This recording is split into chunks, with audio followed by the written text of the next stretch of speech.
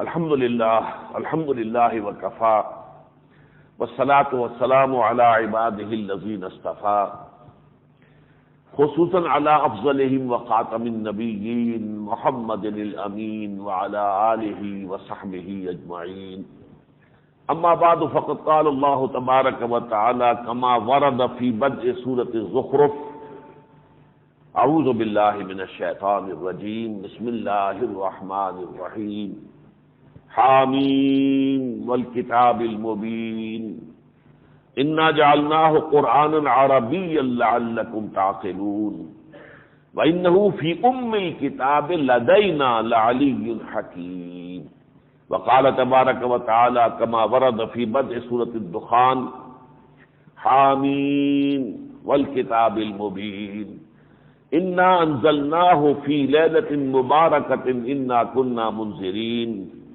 فیہا یفرق کل امر حکیم امرا من عندنا انا کنا مرسلین صدق اللہ العظیم رب اشرح لی صدری ویسر لی امری واحلل عقدۃ من لسانی یفقہوا قولی۔ قرآن مجید کی صورتیں جیسا کہ ابھی تھوڑی دیر میں مزید وضاحت سے عرض کروں گا جوڑوں کی شکل میں ہیں اکثر و بیشتر، تو ایک نہایت خوبصورت جوڑا جو ہے وہ سورہ زخرف اور سورہ دخان کا بھی ہے۔ ان میں جو مناسبت ہے اور مشابہت ہے وہ اس سے ظاہر ہے کہ دونوں کا آغاز ہوا ہے حامیم والکتاب المبین۔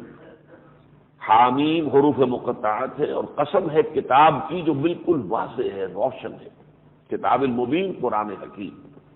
اس کے بعد جو ہے اس میں جوڑے ہونے کی نسبت جو ہے وہ اس اعتبار سے کہ اصل قرآن کہاں ہے اس کا تذکرہ ہے سورہ زخرف میں، اور اس کا جو نزول ہوا ہے محمد الرسول اللہ صلی اللہ علیہ وسلم پر اس کا ذکر ہوا ہے سورہ دخان میں۔ اس کے حوالے سے قرآن مجید کے بارے میں یہ دو تین بڑی بنیادی باتیں ہیں کہ جو ان دونوں صورتوں کے آغاز میں جو آیات آئی ہیں ان سے ہمارے سامنے آتی ہیں۔ پہلی بات یہ سامنے آتی ہے کہ اصل قرآن کہاں ہے۔ یہ ہمارے پاس جو قرآن ہے یہ قرآن مجید کی گویا کہ مصدقہ نقول ہے۔ اب کہیں قرآن چھپا ہوا ہے بہت اعلیٰ کاغذ پر، کہیں آپ دیکھتے ہیں کہ عام سے کاغذ پر چھپا ہوا ہے، وہ رسم الخط بھی آپ کو جدا جدا مل جائیں گے۔ جو افریقی ممالک ہیں ان میں کتابت کا کچھ اور اسلوب ہے اور زیر زبر پیش کے کچھ اور قوانین ہیں، کچھ اور طریقے سے ان کو نمایاں کیا جاتا ہے، تو یہ ساری چیزیں ہیں۔ اصل قرآن در حقیقت یہ نہیں ہے جو ہمارے ہاتھوں میں ہے، یہ اس کی سرٹیفائیڈ کاپیز ہیں۔ جیسے کہ آپ کو معلوم ہے کہ ہائی کورٹ کا جج ایک فیصلہ لکھتا ہے، وہ فیصلہ ہائی کورٹ ہی میں رہتا ہے، محفوظ رہتا ہے۔ البتہ جو مدعی یا مدعا علیہ ہیں انہیں سرٹیفائیڈ کاپیز، اٹیسٹڈ کاپیز مل جاتی، یہ اس فیصلے کی نقل ہے، یہ لے جائیے آپ، فیصلہ وہی رہے گا۔ تو یہ کتاب جو ہے اصل میں انہ فی ام الکتاب لدینا لعلی حکیم، یہ جو کتاب ہے قرآن حکیم یہ تو ہمارے پاس ہے ام الکتاب میں، کتابوں کی جڑ، کتابوں کی ماں، اصل کتاب، اور لدینا وہ ہمارے پاس ہے لعلی حکیم، اور یہ بہت بلند و بالا ہے قرآن، اور بڑی حکمت والا ہے اور محفوظ ہے، حکیم کے یہ دونوں ترجمے کیے جائیں گے۔ اب یہ جو قرآن ہے جس کے بارے میں دوسرے مقامات پر آیا ہے، یہ مضمون جو ہے ایسا اہم ہے، یہ سورہ واقعہ میں بھی آیا، انہ لقرآن کریم فی کتاب مکنون لا یمسہ الا المطہرون، یہ کتاب ہے بڑی باعزت کتاب جو اصل میں ایک مخفی کتاب میں لکھی ہوئی ہے، کتاب مکنون، چھپی ہوئی، جیسے کہ ہیرے ہوتے ہیں، موتی ہوتے ہیں، انہیں کہیں تھیلیوں میں، کہیں ڈبیوں میں، کہیں بہت اچھے جو ہے باکسز میں رکھا جاتا ہے چھپا کر، ایسی کتاب مکنون ہے وہ، اور وہ کتاب مکنون جو ہے لا یمسہ الا المطہرون، اسے چھو ہی نہیں سکتے مگر صرف وہ فرشتے جو نہایت پاک ہیں۔ یہی بات پھر سورہ عبسہ وتولیٰ میں بھی آئی ہے، فی صحف مکرمۃ مرفوعۃ مطہرۃ بأیدی سفرۃ کرام بررہ، یہ قرآن جو ہے تو ان صحیفوں میں لکھا ہوا ہے جو بہت باعزت ہے، بہت بلند و بالا ہیں، بہت جن کا اعزاز کیا جاتا ہے، اور جو ان فرشتوں کے ہاتھ میں ہے جو کرام بررہ ان کے ہاتھ میں ہے۔ یہ ہے اصل قرآن، اسی کو کہا گیا ہے انہ لقرآن مجید فی لوح محفوظ، لوح محفوظ میں ہے قرآن۔ یہ لوح محفوظ میں، کتاب مکنون میں، ام الکتاب میں جو قرآن ہے وہ کس زبان میں ہے ہم کچھ نہیں جانتے۔ وہ ظاہر بات ہے جیسے ذات باری تعالیٰ جو ہے وہ حرف و صورت سے، جسم سے پاک ہے، ماورا ہے، اسی طریقے سے وہ جو اللہ کی ام الکتاب ہے وہ کون سی زبان ہے؟ وہ کوئی اللہ تعالیٰ کی اپنی زبان، لیکن اس میں وہ کتاب ہے جسے ہم نہیں جان سکتے، اور ہو سکتا ہے وہ بے حرف ہو، بے صوت ہو، لیکن اسی لیے فرمایا سورہ زخرف میں انا جعلناہ قرآنا عربیا، ہم نے اسے بنا دیا ہے عربی قرآن، یعنی جو ام الکتاب میں ہے اب اس کو جب اے محمد آپ پر نازل کیا ہے تو ظاہر بات ہے کہ آپ کی قوم کون ہے؟ عربی، ان کی زبان کون سی ہے؟ عربی۔ تو انا جعلناہ، ہم نے بنا دیا ہے اس کو، وہ جو بھی اپنی جگہ ہے، لیکن جب آپ پر نازل کی گئی تو ہم نے اسے قرآن عربی بنا دیا ہے، لعلکم تعقلون، تاکہ اے لوگوں تم سمجھ سکو۔ یہاں کون مراد ہے؟ ظاہر بات ہے ہم مراد نہیں ہے، یہاں وہ ہیں جو اولین مخاطب تھے قرآن کے، جن کی زبان عربی تھی، تاکہ تم اچھی طرح سمجھ سکو۔ یہ میں بعد میں بیان کروں گا اللہ تعالیٰ کی حکمت جو ہے تنزیل قرآن کے ضمن میں کیا ہے۔ بہرحال قرآن مجید کے بارے میں پہلی بات ہم نے یہ جان لی کہ اصل قرآن وہاں ہے، وہاں سے یہ نازل ہوا ہے۔ سورۃ الدخان کی آیات جو میں نے سنائی آپ کو، حامیم والکتاب المبین انا انزلناہ فی لیلۃ مبارکۃ انا کنا منذرین، ہم نے اسے نازل کیا ہے لیلۃ المبارکہ میں۔ یہ لیلہ مبارکہ کہلائی گئی ہے یہاں سورہ دخان میں، اور اسی کو لیلۃ القدر کہا گیا ہے۔ ابھی آپ نے نماز میں وہ سورت سنی ہے دوسری رکعت میں، انا انزلناہ فی لیلۃ القدر وما ادراک ما لیلۃ القدر لیلۃ القدر خیر من الف شہر۔ تو اب اس کو سمجھیے کہ یہ جو قرآن مجید ہے جو اصل میں تو ہے ام الکتاب میں، اصل میں تو ہے کتاب مکنون میں، اصل میں تو ہے لوح محفوظ میں، اس کا جو نزول ہوا ہے محمد الرسول اللہ صلی اللہ علیہ وسلم پر وہ دو مرحلوں میں ہوا ہے۔ اس کے لیے تھوڑی سی عربی گرامر، عربی زبان میں افعال کے وزن پر جو مصدر آئے گا اس میں ہوتا ہے کسی کام کو دفعتاً مکمل کر دینا، ایک دم وہ کام کر دیا، لیکن وہی لفظ جب تفعیل کے مصدر میں آئے گا تو اس کے معنی ہوں گے تدریجاً، تھوڑا تھوڑا کر کے مکمل کرنا۔ جیسے اعلام، کسی کو کچھ بتا دیا بس ختم۔ تعلیم، کسی کے دل میں دماغ میں اتارنی ہے باتیں، رفتہ رفتہ اس کی استعداد کے مطابق بات کرتے ہوئے تدریجاً اسے سمجھانی ہے، سکھانی ہے۔ سکھانا اور ہے، بتانا اور ہے۔ تو اعلام کیا ہے؟ بتا دینا، اور تعلیم کیا ہے؟ سکھانا۔ اسی طرح انزال کے معنی ہے دفعتاً اتار دینا، اور تنزیل کے معنی ہے تھوڑا تھوڑا کر کے تدریجاً اتارنا۔ تو یہ دو مرحلے ہیں، ایک مرحلہ انزال کا ہے، اس لوح محفوظ سے جو ساتویں آسمان کے بھی اوپر کہیں ہے، لدینا، اللہ کہتا میرے پاس ہی ہے وہ، لدینا لعلی حکیم۔ دفعتاً وہاں سے پورا قرآن مجید نقل کر کے، اور سمائے دنیا جو ہم سے نزدیک ترین ہے آسمان، 7 آسمانوں میں جو سب سے نچلا آسمان ہے وہ سمائے دنیا ہے، وہاں اتار دیا گیا۔ اس کے لیے لفظ آتا انزال، انا انزلناہ فی لیلۃ مبارکہ، وہ جو مبارک رات تھی لیلۃ القدر اور لیلۃ مبارکہ، اس میں یہ پورا قرآن اتار دیا گیا سمائے دنیا پر۔ اسی لیے فرمایا گیا، ابھی آپ نے وہ آیت میں سنی ہے نماز میں، شہر رمضان الذی انزل فیہ القرآن، یہ انزل ینزل انزالا، یہ وہ مصدر استعمال ہو رہا ہے۔ رمضان مبارک کا مہینہ وہ جس میں قرآن نازل کیا گیا، پورا کا پورا قرآن نازل کیا گیا، اور رمضان ہی کی ایک رات ہے لیلہ مبارکہ بھی کہی گئی اور لیلۃ القدر بھی کہی گئی جس میں قرآن نازل ہوا۔ یہ اس کے نزول کا مرحلہ اول ہے، پورا قرآن مجید لوح محفوظ سے نقل کر کے اور سمائے دنیا تک نازل کر دیا گیا۔ اب جو مرحلہ ثانی شروع، وہ تنزیل ہے، رفتہ رفتہ وہ ہمیں معلوم ہے، وہاں سے حضرت جبرائیل اللہ کے حکم کے مطابق جستہ جستہ آیتیں سورتیں نازل کرتے رہے۔ یہ تنزیل جو ہے یہ تو 22 برس میں جا کر مکمل ہوئی، ورنہ تو یہ کہ قمری حساب سے 23 برس ہے۔ سن 610 عیسوی میں آغاز ہوا ہے اس تنزیل کا، اور سن 632 عیسوی میں اس کا اختتام ہوا ہے۔ 22 برس ہیں شمسی حساب سے، قمری حساب سے 23 برس بنتے ہیں۔ ان 23 برسوں میں نجمن تھوڑا تھوڑا، جستا جستا کچھ آیات، کوئی سورت، کہیں طویل سورت ایک دم بھی نازل ہوئی ہے، جیسے سورہ انعام ہے جس کے بارے میں آتا ہے کہ ایک ہی مرتبہ نازل ہوئی ہے، 20 رکوعوں پر مشتمل سورت ہے، اور 70,000 فرشتوں کے جلوں میں حضرت جبرائیل اس کو لے کر آئے۔ لیکن یہ کہ بعض اوقات بالکل چند آیتیں بھی نازل ہوتی تھی۔ یہ تنزیل ہے، اس لیے فرمایا گیا کہ یہ تنزیل جو ہے تنزیل من رب العالمین، اس کا اتارا جانا ہے تمام جہانوں کے پروردگار سے۔ فَإِنَّهُ نَزَّلَهُ عَلَىٰ قَلْبِكَ، نزلہ ينزل تنزیلا، تدریجاً اتارا ہے اسے جبرائیل نے اے محمد صلی اللہ علیہ وسلم آپ کے قلب مبارک پر۔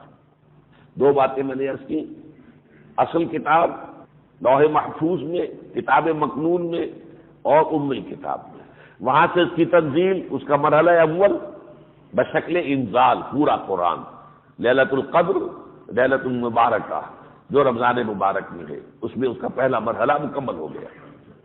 دوسرا مرحلہ حضور پر تنزیل، تھوڑی تھوڑی آیتیں یا صورتیں نازل ہوئی ہیں، اور یہ 22 یا 23 برس میں مکمل ہوا۔ اب پہلی بات یہ نوٹ کیجئے، مزید اس کے بہت سے نام ہیں۔ القرآن، قرآن الحکیم بھی کہا گیا، قرآن المجید بھی کہا گیا، اس کی مختلف صفات میں جو بیان ہوتی ہیں، لیکن سب سے عام نام کیا ہے؟ القرآن، جمع شدہ چیز یا پڑھی جانے والی چیز، لیکن اس کے ساتھ ہی الفرقان، فرق کر دینے والی شے، حق و باطل کے مابین، صحیح اور غلط کے مابین۔ اس کے ساتھ ہی اس کے الکتاب، یہ کتاب مبارک ہے اللہ تعالیٰ کی طرف سے جو نازل ہوئی ہے۔ اسی طرح ایک لفظ اس کے لیے النور، فآمنوا باللہ ورسولہ والنور الذی انزلنا، پس اے لوگو ایمان لاؤ اللہ پر، اس کے رسول پر، اور اس نور پر کہ جو ہم نے نازل کیا ہے، وہ النور، یہ قرآن حکیم ہے۔ تیسری بات کی نوٹ کیجئے، اس کا زمانہ نزول اور مقام نزول اس کو اچھی طرح ذہن میں بٹھا لیں، تاکہ ٹائم اینڈ پلیس کہہ رہا ہوں، آپ عام طور پر لفظ آپ بولتے ہیں ٹائم اینڈ اسپیس، ہمارا جو بھی کسی چیز کا تصور ہوتا ہے وہ ٹائم اور اسپیس کے حوالے سے ہوتا ہے۔ کوئی واقعہ کس وقت ہوا، کہاں ہوا، کس جگہ ہوا، ٹائم اینڈ پلیس کہہ لیں یا اسپیس کہہ لیں۔ تو یہ ہمیں ضرور سمجھ لینا چاہیے کہ قرآن کب نازل ہوا حضور پر اور کس جگہ نازل ہوا۔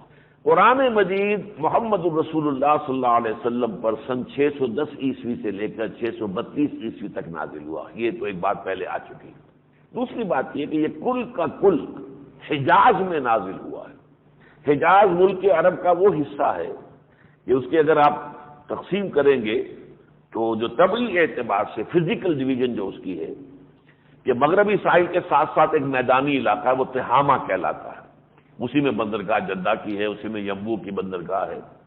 یہ میدان کہیں زیادہ چوڑا ہے، کہیں کم چوڑا ہے۔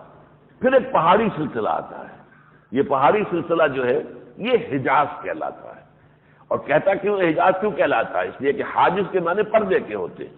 یہ گویا کہ عرب کو دو حصوں میں تقسیم کر دیتا، ادھر تہامہ اور ادھر یہ پھر جو ہے سطح مرتفع ایک علاقہ ہے نجد کا، یہ علیحدہ۔ تو تین حصے بنتے ہیں ورٹیکلی۔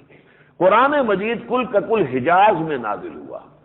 اس حجاز ہی کا شہر مکہ ہے، اس حجاز ہی کا شہر مدینہ ہے، اس حجاز ہی کا شہر طائف ہے، اور اسی حجاز کی سب سے اوپر جا کر جو ٹپ بنے گی وہ تبوک بنے گا۔ تو حضور صلی اللہ علیہ وسلم پر یہ قرآن حکیم نازل ہوا ہے، یہ اس کا گویا کہ جغرافیائی پس منظر ہے، اور زمانہ کیا ہے؟ 610 سے 632۔ اب اس کے حوالے سے جو بات سمجھنی چاہیے وہ کیا ہے؟ دیکھیے، قرآن جب نازل ہوا تو ایک خاص قوم وہاں آباد تھی جو اولین مخاطب تھی حضور کی صلی اللہ علیہ وسلم۔ یہ قوم کون تھی؟ یہ امیین پر مشتمل تھی۔ امیین اس معنی میں بھی کہ ان پڑھ قوم، بئی معنی کہ پڑھے لکھے لوگ وہاں پر آٹے میں نمک کے برابر تھے، اور اس معنی میں بھی کہ ان کے پاس کوئی کتاب نہیں تھی آسمانی۔ اہل کتاب مدینے میں موجود تھے، ان کے پاس کتاب تھی، تورات تھی، لیکن یہ کہ ان کے پاس تو کوئی کتاب نہیں تھی۔ اس اعتبار سے یہودی جو ہیں بڑے نفرت سے کہتے تھے امیین، یہ ان پڑھ لوگ ہیں، ان کے پاس کوئی کتاب نہیں، کچھ نہیں۔ تو ان امیین کا اللہ تعالیٰ نے وہ مقام بنایا کہ هو الذی بعث فی الامیین رسولا منہم، وہی ہے اللہ کہ جس نے اٹھایا امیین میں سے ایک رسول جو انہی میں سے ہے، رسول امی۔ حضور نے بھی کوئی دنیاوی اعتبار سے کوئی تعلیم حاصل نہیں کی۔ حضور کو اللہ نے جو علم دیا جس طور سے دیا، اسرافیل ان کے ساتھ رہے ہیں 3 برس تک مسلسل، اور تعلیم کا سلسلہ جاری رہا ہے، لیکن یہ کہ یہ تعلیم کا طریقہ ہمارا معروف نہیں ہے۔ دنیاوی اعتبار سے آپ لکھے پڑھے انسان نہیں تھے اس معنی میں کہ آپ نے لکھنا پڑھنا سیکھا ہو، تو امیوں میں سے ہی ایک فرد امی محمد صلی اللہ علیہ وسلم کو ابھارا گیا۔ اب یہ قوم جو ہے، ظاہر بات ہے کہ اس کے کچھ عقائد تھے، اس کی کچھ روایات تھیں، ان کے کچھ طور طریقے تھے، ان کا کچھ اخلاق کا معاملہ تھا یا بد اخلاقی کا معاملہ تھا، پھر یہ کہ یہ پڑھے لکھے نہیں تھے، یہ فلسفی نہیں تھے، یہ منطقی نہیں تھے، اجنڈ تھے۔ قوم لدہ خود قرآن کہتا ہے، جھگڑالو قوم، لڑنا بڑنا ان کا کام تھا۔ آج اس قبیلے نے اس قبیلے پر جا کر حملہ کر دیا، آج اس نے اس پر حملہ کر دیا، لوٹ مار، لوٹ کھسوٹ، یہ ان کا پیشہ تھا۔ اسی لیے سال میں 4 مہینے رکھے ہوئے تھے انہوں نے، تاکہ کوئی دنیاوی کاروبار بھی تو ہو سکے، تو وہ 4 مہینے اس لیے وہ اشہر حرم کہلاتے کہ ان میں وہ جنگ نہیں کرتے تھے، کوئی غارت گری نہیں کرتے تھے، امن ہوتا تھا۔ 3 مہینے حج کے لیے، 1 مہینہ جو ہے انہوں نے عمرے کے لیے رکھا، اور 4 مہینے اشہر حرم، یہ روایت چلی آ رہی تھی۔ باقی 8 مہینوں میں تو بدامنی ہی بدامنی تھی۔ اب یہ قوم ہے جو اولین مخاطب ہے محمد الرسول اللہ صلی اللہ علیہ وسلم، لیکن دوسری طرف یہ قرآن اترا ہے پوری نوع انسانی کے لیے ہدایت کا دعویٰ لے کر۔ نوع انسانی تو آج کی بھی ہے نا، بڑے بڑے پڑھے لکھے لوگ موجود ہیں، بڑے متمدن ممالک موجود ہیں، سائنس آسمان کو چھو رہی ہے، ٹیکنالوجی آسمان سے باتیں کر رہی ہے، فلسفہ کہاں سے کہاں پہنچا ہوا ہے، تو آخر ان کے لیے ہدایت کہاں سے آئے گی؟ اسی قرآن میں ہے۔ یہ قرآن کا سب سے بڑا معجزہ یہ ہے، اس نے وہ زبان استعمال کی ہے جو عرب کے بندوں کو بھی سمجھ میں آ گئی، وہ اسلوب اختیار کیا ہے کہ کوئی فلسفیانہ مسئلہ ہو، کوئی اور ایسا جو کٹھن بات ہو، جو عام آدمی کی سمجھ سے بالا تر ہو، اس کو صرف اشاروں کے اندر بیان کیا ہے، اس کو کھولا نہیں، اس لیے کہ خامخواہ ایک مشقت ہو جائے گی انہیں۔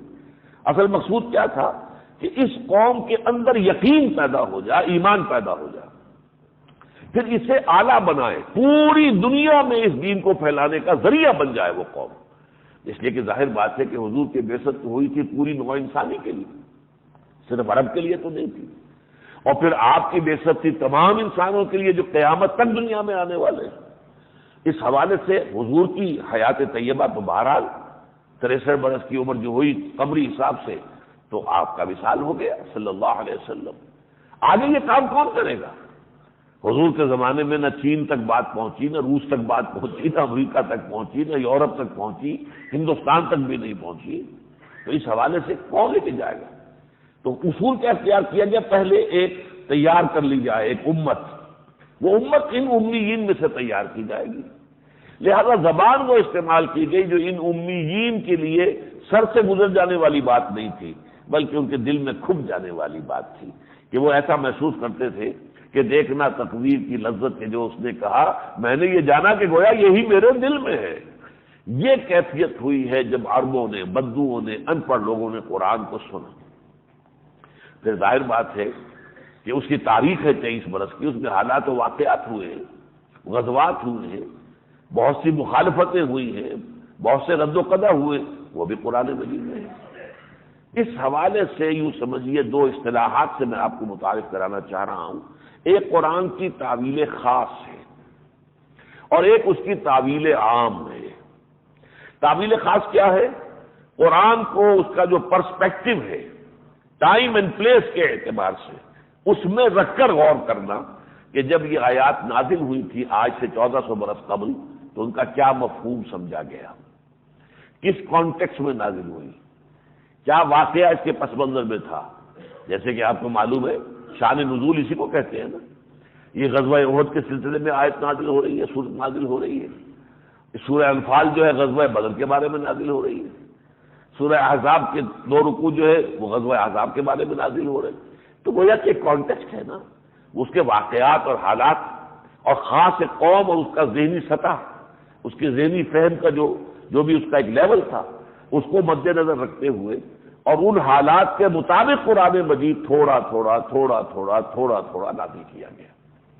لیکن ظاہر بات ہے کہ یہ تعویل خاص جو ہے اس کے بعد آپ جنرلائز کیجئے اب قرآن مجید کے الفاظ کو، جب اس کے عموم کے اعتبار سے غور کریں گے تو اب اس کی جو ابدی ہدایت ہے وہ نمایاں ہوگی، کہ جو اس خاص واقعات سے ہٹ کر، بعض چیزیں تو ایسی ہیں خالص واقعاتی ہیں، ان کو تو واقعات سے ہٹا کر دیکھنا جو ہے وہ گمراہی کا باعث ہو جائے گا، لیکن بہت سے واقعات، بہت سی چیزیں ایسی ہیں کہ جن میں ان واقعات، پرٹیکولر واقعات سے ہٹا کر جو جنرل ہے، تعویل عام، الفاظ کا جو عموم ہے، الاعتبار لعموم اللفظ لا لخصوص السبب، یہ اصول ہے قرآن مجید کا کہ اس کی تفسیر کرتے ہوئے، اس کو سمجھتے ہوئے، اس پر غور کرتے ہوئے اعتبار کیا جائے گا الفاظ کے عموم پر، نہ کہ وہ خاص سبب جس کی بنا سے وہ آیات نازل ہوئی اس حوالے سے۔ لیکن اس سے مستغنی نہیں ہونا چاہیے، سب سے پہلے غور کرنا چاہیے کہ جب یہ آیات نازل ہوئی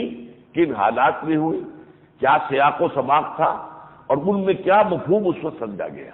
یہ گویا کہ اولین ہے طریقہ، اس کا حق ادا کرنے کے بعد آگے بڑھیں اور پھر جنرلائز کریں اور اس کو جو ہے تعویل عام کے اعتبار سے سمجھنے کی کوشش کریں۔ اب چوتھی بات کی طرف آئیے، جمع و تدوین قرآن۔ پہلی بات تو یہ نوٹ کیجئے کہ قرآن مجید کی ترتیب نزولی اس سے بالکل مختلف ہے کہ جس ترتیب میں آج قرآن ہمارے پاس ہے۔ لوح محفوظ میں اسی ترتیب سے، جس ترتیب سے ہمیں ملا ہے، کتاب مکنون میں یہی ترتیب ہے، ام الکتاب میں یہی ترتیب ہے، لیکن جو نازل ہوا ہے حضور پر صلی اللہ علیہ وسلم وہ حالات اور واقعات کے کانٹیکسٹ میں نازل ہوا ہے۔ حضور کی دعوت، ایک جد و جہد، ایک تحریک، یہ تحریک مختلف مراحل سے گزری، ہر مرحلے پر نئے نئے مسائل، نئے نئے جو ہے پرابلم سامنے آتے ہیں۔ کسی بھی زندہ اور جاندار تحریک کے اندر ظاہر بات ہے کہ ہر مرحلے پر نئی نئی چیزیں سامنے آئیں گی، نئے اشکالات سامنے آئیں گے، نئے مسائل سامنے آئیں گے، انہی کے حساب سے جستا جستا قرآن نازل ہو رہا ہے۔ تو ترتیب نزولی وہ تھی، لیکن ترتیب مصحف، یہ ترتیب جو ہے یہ اصل لوح محفوظ کی اور کتاب مکنون کی اور ام الکتاب کی ہے۔ اور یہ بھی ہے کہ کچھ لوگوں کو خام خواہ اس ترتیب سے کچھ بہت زیادہ دلچسپی ہے، اہل تشیع کو خاص طور پر ہے، اور اس کی وجہ یہ ہے اصل میں کہ روایت یہ ہے ان کے ہاں کہ حضرت علی رضی اللہ تعالی عنہ نے ایک قرآن مرتب کیا تھا جو ترتیب نزولی کے مطابق تھا۔ سب سے پہلے کون سی آیات نازل ہوئی بجائے سورہ فاتحہ کے؟ ان آیات کو رکھیے۔ قرآن مجید میں سورہ فاتحہ نازل ہو رہی ہے نا، یہ تو 5ویں وحی ہے۔ پہلی وحی سورہ علق کی ابتدائی آیات، پھر اس کے بعد سورہ نون کی ابتدائی آیات، پھر سورہ مزمل کی ابتدائی آیات، پھر سورہ مدثر کی ابتدائی آیات، 5ویں نمبر پر پھر سورہ فاتحہ پوری کی پوری نازل ہوئی۔ لیکن یہ کہ ترتیب نزولی جو ہے تو اس میں کہتے یہ ہیں واللہ عالم کہ وہ قرآن حضرت علی رضی اللہ تعالیٰ عنہ نے مرتب کیا تھا جو ترتیب نزولی کے مطابق تھا، اور میرے نزدیک اس میں کوئی حرج نہیں ہے۔ ایک علمی دلچسپی کی بات ہو سکتی ہے، یہ ظاہر بات ہے قرآن مجید پر غور و فکر کے انداز جو ہے اس میں ایک پہلو یہ بھی ہے کہ ہم ترتیب نزولی کے اعتبار سے سمجھنے کی کوشش کریں، لیکن یہ کہ چند ابتدائی وحیوں کے علاوہ کوئی متفق علیہ ترتیب موجود نہیں ہے دنیا میں۔ ایک مین تقسیم تو ہے کہ قرآن کا ایک حصہ ہوا جو ہجرت سے پہلے نازل ہوا اور ایک حصہ ہوا جو ہجرت کے بعد نازل ہوا، بس یہ تقسیم تو ہے۔ اس میں بھی کہیں کہیں اختلافات ہیں، بعض صورتوں کے بارے میں بعض لوگوں کی رائے یہ ہے کہ یہ مکی ہے، بعض کے نزدیک مدنی ہے، اختلافات ہیں۔ تو جب بڑی بڑی صورتوں کے بارے میں اختلاف ہے تو ترتیب نزولی ایک ایک آیت کے حوالے سے یہ تو گویا کہ محال مطلق ہے، ادھر جانے کی ضرورت نہیں ہے۔ البتہ یہ کہ ابتدائی 5 وحیوں کا جو میں نے عرض کیا ہے اس پر غور کرنے والوں کا تقریباً اجماع ہے کہ ترتیب یہی ہے، سورہ علق کی 5 آیات، پھر سورہ نون کی 7 آیات، پھر سورہ مزمل کی 9 آیات، پھر سورہ مدثر کی 7 آیات، پھر سورہ فاتحہ کی 7 آیات۔ پہلی مکمل سورت جو حضور پر نازل ہوئی ہے وہ سورہ فاتحہ ہے۔ لیکن یہ کہ جیسے جیسے قرآن نازل ہوتا تھا حضور جو ہے اس کی ترتیب مصحف کے مطابق بتاتے جاتے تھے۔ کچھ آیتیں پہلے نازل ہوئی ہیں، لوگوں کے علم میں ہیں، اب نئی وحی آئی، حضور نے فرمایا ان آیات کو فلاں صورت میں فلاں آیت کے بعد رکھ لو، اس صورت کو قرآن مجید کی فلاں صورت کے بعد درج کر لو۔ گویا کہ یہ تدوین جو ہوئی ہے اس کو تدوین کہتے ہیں، ایڈٹ کرنا۔ تو وہ ترتیب نزولی تھی، اس کے بجائے ترتیب مصحف کے مطابق خود حضور کی زیر نگرانی، آپ ہی کے حکم کے مطابق، آپ ہی کے جو ہے فرمان کے مطابق یہ ترتیب بھی مکمل ہو گئی تھی حضور کی اپنی زندگی میں۔ چنانچہ ہر سال رمضان مبارک، چونکہ یہ نزول قرآن کا مہینہ ہے، تو حضور دورہ کیا کرتے تھے، قرآن سناتے تھے حضرت جبرائیل کو۔ جیسے ہمارے حفاظ جو ہیں، جنہیں کو تراویح میں قرآن سنانا ہوتا ہے، تو وہ رمضان کے آنے سے پہلے اپنا قرآن تازہ کرتے ہیں، ایک دوسرے کو سناتے ہیں۔ تو ایسے حضور ہر رمضان میں حضرت جبرائیل کو سناتے تھے، جبرائیل لانے والے ہیں قرآن کے۔ تو آخری جو رمضان تھا آپ کی حیات دنیاوی کا، جبکہ پورا قرآن نازل ہو چکا تھا، اس میں آپ نے 2 مرتبہ دورہ کیا حضرت جبرائیل کے ساتھ پورے قرآن کا۔ تو گویا کہ جہاں تک اس کا ترتیب کا تعلق ہے، وہ حضور کے زمانے میں معین ہو چکی تھی۔ اس میں بعض لوگ خام کا شکوک و شبہات پیدا کرتے ہیں، مستشرقین کی طرف سے بھی حملے ہوتے ہیں، لیکن یہ بات اچھی طرح دل میں بٹھا لیجئے کہ یہ ترتیب مکمل ہو چکی تھی حضور ہی کی حیات طیبہ میں، آپ ہی کے حکم کے مطابق، اور اسی کے اعتبار سے حضور دورہ فرماتے تھے۔ البتہ حضور کے زمانے میں کوئی قرآن ایک کتابی شکل میں موجود نہیں تھا۔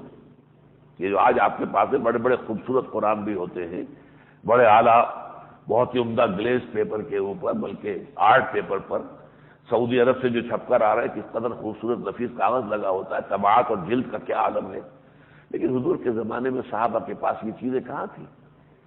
کسی نے کچھ کپڑے پر لکھی ہوئی تھی آیات، کسی نے کچھ آیات جو ہے ہڈیوں پر لکھی ہوئی تھی۔ ہڈی خاص طور پر جو ہے یہ اسکیپولا جو کہلاتا ہے نا، شانے کی ہڈی، اس میں وہ ایک تختی سی بن جاتی ہے، وہ تختی جو خاص طور پر اونٹ کا اسکیپولا ہو، تو اونٹ کے شانے کی ہڈی وہ کافی بڑی ہوتی، تو اس کے اوپر وہ اپنی آیات لکھی انہوں نے رکھی ہوئی ہے۔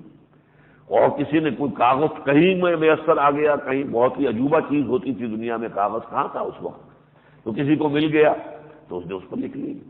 پورا قرآن لکھا ہوا کسی کے پاس موجود نہیں تھا۔ البتہ سینکڑوں صحابہ کو پورا قرآن یاد تھا اس ترتیب کے ساتھ، جو ترتیب کے خود حضور نے کروا دی تھی۔ تو قرآن جو ہے وہ تو در حقیقت سینوں کے اندر محفوظ تھا، یہ کتابی شکل میں حضور کی حیات طیبہ میں موجود نہیں تھا۔ یہ اس حقیقت کو جاننا چاہیے۔ البتہ پھر دوسرا مرحلہ اس تدوین قرآن کا کب آیا؟ جب حضرت ابوبکر صدیق رضی اللہ تعالیٰ عنہ کے عہد خلافت میں جب نئے نبی کھڑے ہو گئے تھے جھوٹے، جو دجال، حضور نے فرمایا نا کہ 30 دجال ہوں گے قیامت تک، 30 دجالون، 30 دجالون کذابون، 30 جھوٹے لوگ ہوں گے جو کھڑے ہوں گے اور جو دعویٰ کریں گے نبوت کا، حالانکہ میرے بعد اب کوئی نبی نہیں ہے۔ تو انہیں دجالوں میں سے ایک غلام احمد قادیانی یا ہندوستان کی سرزمین میں پیدا ہوئے، بہاء اللہ ایران میں پیدا ہو گئے، خود حضور کی حیات طیبہ کے آخری دور میں کئی کھڑے ہو گئے تھے۔ ان کے خلاف پھر جہاد ہوا حضرت ابوبکر صدیق رضی اللہ تعالیٰ عنہ کے عہد خلافت میں، تو صرف جنگ یمامہ میں 500 حفاظ شہید ہو گئے۔ اس پر تشویش کی لہر دوڑ گئی کہ اگر اس طریقے سے، اس رفتار سے اگر حفاظ جو ہیں شہید ہونے شروع ہو گئے تو قرآن ضائع ہو جائے گا، ہم گم کر بیٹھیں گے، اسے کتابی شکل میں مرتب کیا جائے۔ اس پر جب بہت سی قیل و قال ہوئی، حضرت ابوبکر ابتدا میں تو راضی نہیں تھے اس کے لیے۔ دلیل ان کی کیا تھی؟ جو کام حضور نے نہیں کیا میں کیسے کروں؟ ان کے ہاں تو اصل بات کیا تھی؟ حضور کا عمل، حضور کا فعل۔ لیکن پھر جب دلیل کے ساتھ بات ان پر واضح ہو گئی تو انہوں نے اجازت دی۔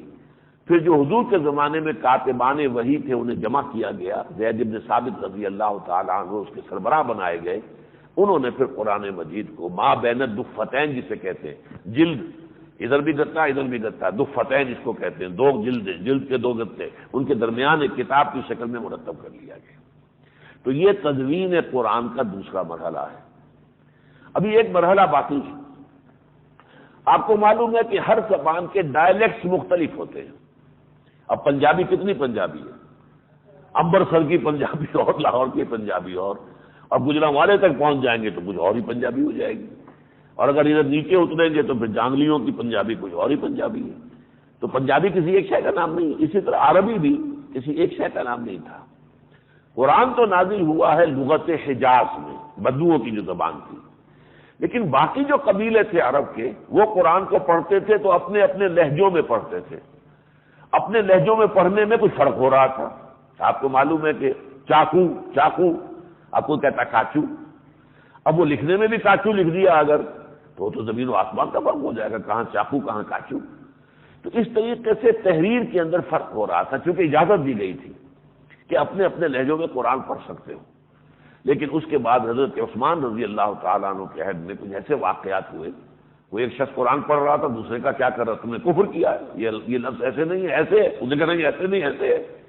اب وہ جو اختلاف کتابت کا چلا آ رہا تھا، لہجے کا اختلاف جب کتابت میں آ گیا تو اس سے بڑے فتنے پیدا ہونے لگے۔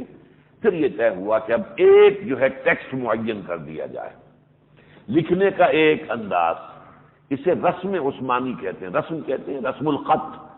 جس رسم الخط میں حضرت عثمان نے جو کمیٹی بنائی، انہوں نے باقی پھر سارے قرآن مجید جو ہیں وہ ضائع کر دیے گئے، تاکہ بعد میں یہ نہ رہے کہ اس طرح کا قرآن، اس میں ایک قرآن ایسا بھی ملا ہے 1000 سال پرانا جس میں یہ لفظ اس طرح لکھا ہوا ہے، تو اس سے شکو کو شبہات ہوں گے۔ لیکن یہ کہ آفیشل ورژن آف قرآن، اس کا اسکرپٹ جو ہے وہ طے کیا گیا حضرت عثمان کے زمانے میں۔ گویا کہ حضرت عثمان کے بارے میں جو عام طور پر جمعوں کے اندر خطبوں میں کہتے ہیں جامع آیات القرآن، یہ لفظ غلط ہے، جمع تو حضور نے کر دیا تھا، پھر ایک کتابی شکل میں جمع کرنے کا مرحلہ حضرت ابوبکر صدیق کے دور میں پورا ہو گیا۔ اب کیا ہوا ہے، جامع الامت علی رسم واحد، قرآن کے ایک رسم الخط پر پوری امت کو جمع کرنے والی شخصیت یہ حضرت عثمان ہے رضی اللہ تعالی۔ انہوں نے پھر وہ اس اصل آفیشل جو رسم الخط تھا، پھر اس کی کئی کاپیاں کرائی، اور انہوں نے مختلف جو اس وقت صوبے تھے وہاں کے صدر مقاموں میں بھیج دیا گیا۔ تاشقند میں وہ قرآن ایک موجود ہے حضرت عثمان کا، استنبول میں موجود ہے۔ اس طریقے سے یہ قرآن مجید کے وہ نسخے دنیا میں مختلف مقامات پر گئے، اور اس کے بعد سے رسم عثمانی جو ہے وہ گویا کہ اسٹینڈرڈ ہے ایک شکل۔ اس کا فرق یوں سمجھیے کہ آپ مالک یوم الدین ایک آیت ہے، اب مالک کا لفظ لکھنے کے دو طریقے ہو سکتے ہیں، میم الف لام کاف مالک، اور ایک ہے میم پر زبر کھڑا اور لام کاف الف بیچ میں نہیں ہے، میم لام کاف لیکن میم پر کھڑا زبر مالک، ایک میم الف لام کاف، یہ دو طریقے ہو گئے۔ اب قرآن مجید میں کہیں آپ مالک میم الف لام کاف لکھا ہوا نہیں دیکھیں گے، میم لام کاف، میم پر کھڑا زبر، کیوں کہ اس کی ایک قرات ملک بھی ہے، ملک یوم الدین۔ بعض حضرات نے شاید کہ قاری عبد الباسط محمد عبد الصمد کی سورہ فاتحہ کی قرات سنی ہو، اس کا ریکارڈ بہت خوبصورت قرات ہے، ملک یوم الدین بھی ایک قرات ہے۔ تو اب میم لام کاف کی تو شکل ہو سکتی ہے ملک بھی اور مالک بھی، صرف پڑا ہوا زبر ڈال دیں گے تو ملک بن جائے گا، کھڑا زبر ڈال دیں گے تو وہ مالک بن جائے گا، لیکن اصل حرف کی شکل وہی رہے گی میم لام کاف۔ لیکن الف، اگر میم الف لام کاف لیجیے اب ملک پڑھ ہی نہیں سکتے، ناممکن ہے۔ تو یہ رسم الخط جو ہے اس کی بڑی اہمیت ہے۔ کچھ عرصہ جو دور ہمارا گزرا ہے انگریزوں کی حکومت کی، انہیں کیا پرواہ تھی، غلط سلط بھی قرآن چھپتے رہے ہیں، کچھ پبلشرز نے اسے دنیا کا دھندا بنا کر بغیر تصحیح کیے جس کاتب نے جیسے لکھ دیا شائع کر دیا، وہ ایک دھندا تھا۔ لیکن اب اللہ کا شکر ہے تمام جو ممالک ہیں اسلامی ان میں اس کے لیے باقاعدہ بورڈز قائم ہیں، کوئی قرآن نہیں چھاپا جا سکتا جب تک کہ اس بورڈ سے اس کی تصحیح نہ کرا لی جائے، اور مصحح جو ہیں تصحیح کرنے والے وہ بھی لائسنسڈ ہیں حکومت کی طرف سے، ان کا سرٹیفکیٹ پہ شامل ہوتا ہے کہ اس نے اس کو دیکھ لیا ہے، اس میں کہیں کوئی کتابت کی غلطی نہیں ہے۔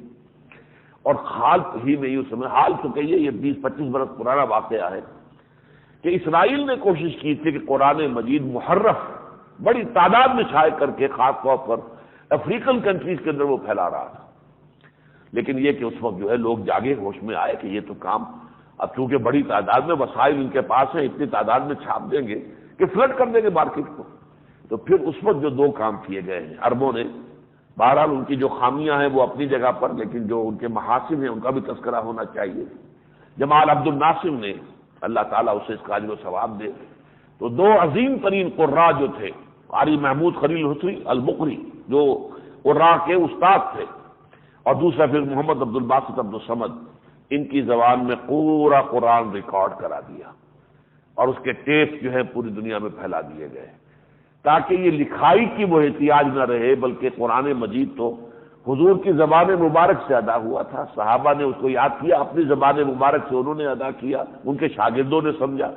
اسی طریقے سے یہ قرآن مجید جو ہے یہ پورا کا پورا ٹیپ کر دیا۔ دوسرا کام سعودی عرب نے کیا، قرآن فاؤنڈیشن قائم کیا انہوں نے، اور لاکھوں کی تعداد میں قرآن شائع کیا ہے صحیح رسم الخط کے ساتھ، تاکہ یہ جو سازش تھی اسرائیل کی وہ آگے پنپنے نہ پائے، آگے بڑھنے نہ پائے۔ بہرحال میں نے جمع و تدوین قرآن کے ضمن میں چند باتیں آپ سے عرض کر دی۔ اب ایک ترکیب قرآن، ترکیب کہتے ہیں اجزاء ترکیبی۔ پہلی بات یہ نوٹ کیجئے، قرآن مجید کی جو بنیادی اکائی ہے، بیسک یونٹ، اسے کیا کہتے ہیں؟ آیت۔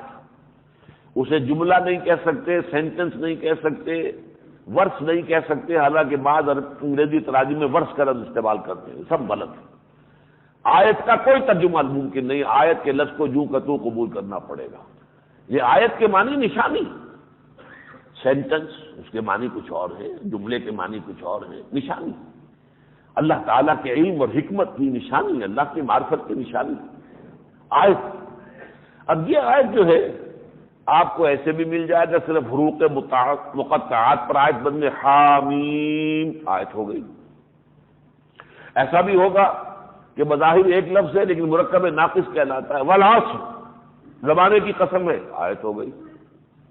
پھر پورا جملہ بھی ہوتا ہے، ان الانسان لفی خسر، مکمل جملہ، یہ بھی آیت ہے۔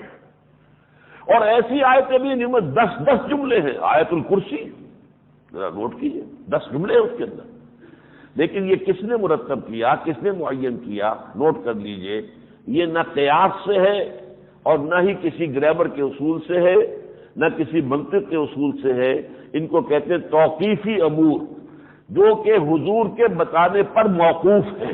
حضور نے بتایا، حامیم ایک آیت بن گئی، بعض جگہ پر الف لام را آیت نہیں ہے، یہ ساری چیزیں حضور نے جیسے بتایا ویسے ہم قبول کرتے ہیں، توقیف کہلاتا ہے یہ، موقوف علیہ، حضور کے فرمانے پر۔ پھر یہ جو آیات ہیں ان کو پھر جمع کیا گیا ہے سورتوں کی شکل میں۔ اب سورت کے لیے بھی لفظ چیپٹر ہم استعمال نہیں کر سکتے، غلط ہے۔ سورت، سور کہتے ہیں فصیل کو، یہ سورہ حدید کے اندر لفظ آئے گا کہ ایک فصیل جو ہے جنت کے ارد گرد کھینچ لی جائے گی، وہ سور جو ہے اسی سے سورت بنا ہے۔ تو پرانے زمانے میں آپ کو معلوم ہے شہر بنتے تھے، کس طریقے سے ڈیزائن ہوتے تھے، گردا گرد جو ہے وہ فصیل حفاظت کے لیے، پھر اندر جو ہے مختلف اس کی، یہ مارکیٹ پلیس ہے، یہ فلاں ہے، یہ فلاں ہے، یہ حکومت کا کوئی ادارہ ہے وغیرہ۔ یہی معاملہ قرآن مجید کی صورتوں کا ہے۔ یہ در حقیقت ایک فصیل کے اندر ایک معنی اور حکمت اور ہدایت اور علم کا ایک شہر آباد ہے۔ اب اس میں ظاہر بات ہے سورتیں صرف 3 آیتوں پر بھی مشتمل ہیں، سورۃ العصر، سورۃ الکوثر، سورۃ النصر، اور سورۃ البقرہ 286 آیتوں پر بھی مشتمل ہے۔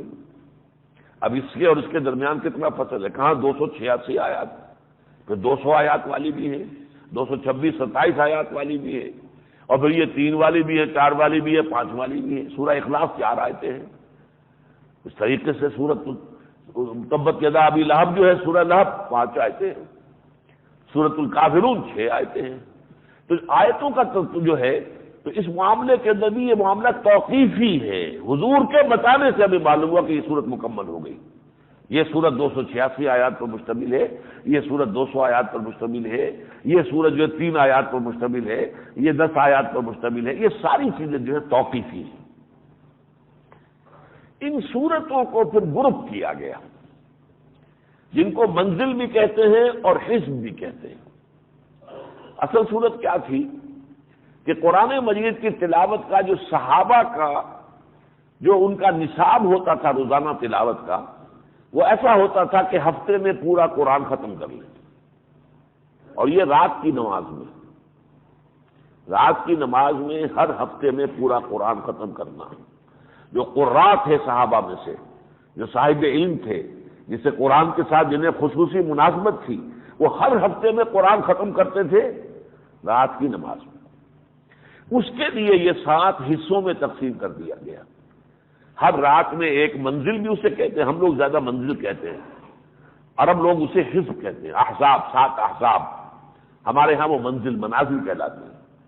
لیکن اس میں عجیب خوبصورتی پیدا ہوئی ہے کہ پہلی سورت جو ہے سورہ فاتحہ، اسے تو ایک طرف رکھ دیجئے، وہ تو پورے قرآن کے ساتھ اس کا تعلق ہے، وہ کسی ایک حزب کی صورت نہیں۔ اس کے بعد پہلا حزب 3 سورتوں پر مشتمل ہے، بقرہ، آل عمران، نساء۔ دوسرا 5 پر، یہ ایسے سیڑھی چڑھے گی، تیسرا 7 پر، چوتھا 9 پر، پانچواں 11 پر، چھٹا 13 پر، اور ساتواں جو ہے 65 سورتیں، 13 پنجے 65۔ یہ ایک ترتیب جو ہے، ایک یوں سمجھیے کہ عددی اعتبار سے بھی ایک حسن ہے کہ ایک جیسے کہ سیڑھی بن رہی ہو، 3، 5، 7، 9، 11، 13 اور 65۔ یہ احزاب کہلاتے ہیں۔ اس کے بعد پھر بڑی صورتوں کو تقسیم کیا گیا رکوعوں میں، اس لیے کہ جب نماز میں قرآن مجید پڑھنا ہے تو سورہ بقرہ کوئی رات کی نماز میں تو پڑھ سکتا ہے پوری، وہ تو اپنا ہے، اپنا معاملہ ہے، جتنی بھی ہمت ہے، جتنا حوصلہ ہے۔ فجر کی نماز میں تو نہیں پڑھا جا سکتا نا، تو اب اس کو حصوں میں تقسیم کیا جائے تاکہ رکوع جہاں کریں وہاں مضمون کی مناسبت بھی ہو، ایسا نہ ہو کہ مضمون تو چل رہا ہے اور آپ نے رکوع کر دیا، آپ جھک گئے، آپ نے جو ہے کاٹ دیا قرآن مجید کے تسلسل کو، اس ضرورت کے تحت۔ لیکن یہ دور صحابہ میں نہیں تھے رکوع، یہ رکوع جو تقسیم ہوئے دور بنو امیہ میں، حجاج ابن یوسف نے یہ کروائے ہیں۔ اگرچہ وہ بہت بدنام آدمی رہا ہے تاریخ میں ہماری، ظالم تھا، جابر تھا، لیکن اس نے یہ کام بہت نیک کیا، اور اس میں یہ بھی نظر آتا ہے کہ بڑی خوبصورتی کے ساتھ تقسیم کی ہے رکوعوں کی شکل میں۔ واقعتاً ایک بات مکمل ہو جاتی ہے تاکہ وہاں پر اگر رکوع کر دیا جائے تو کہیں بات کا تسلسل ٹوٹتا نہیں۔ یہ بھی گویا کہ دور صحابہ میں نہیں تھا، بعد میں یہ معاملہ ہوا بنو امیہ کے دور میں۔ اس سے اگلا ایک معاملہ ہوا ہے ذرا اور دیر کے بعد، اس کی تاریخ کا میں تعین نہیں کر سکتا کہ کب ہوا ہے، اور وہ پورے قرآن کو 30 پاروں میں تقسیم کرنا۔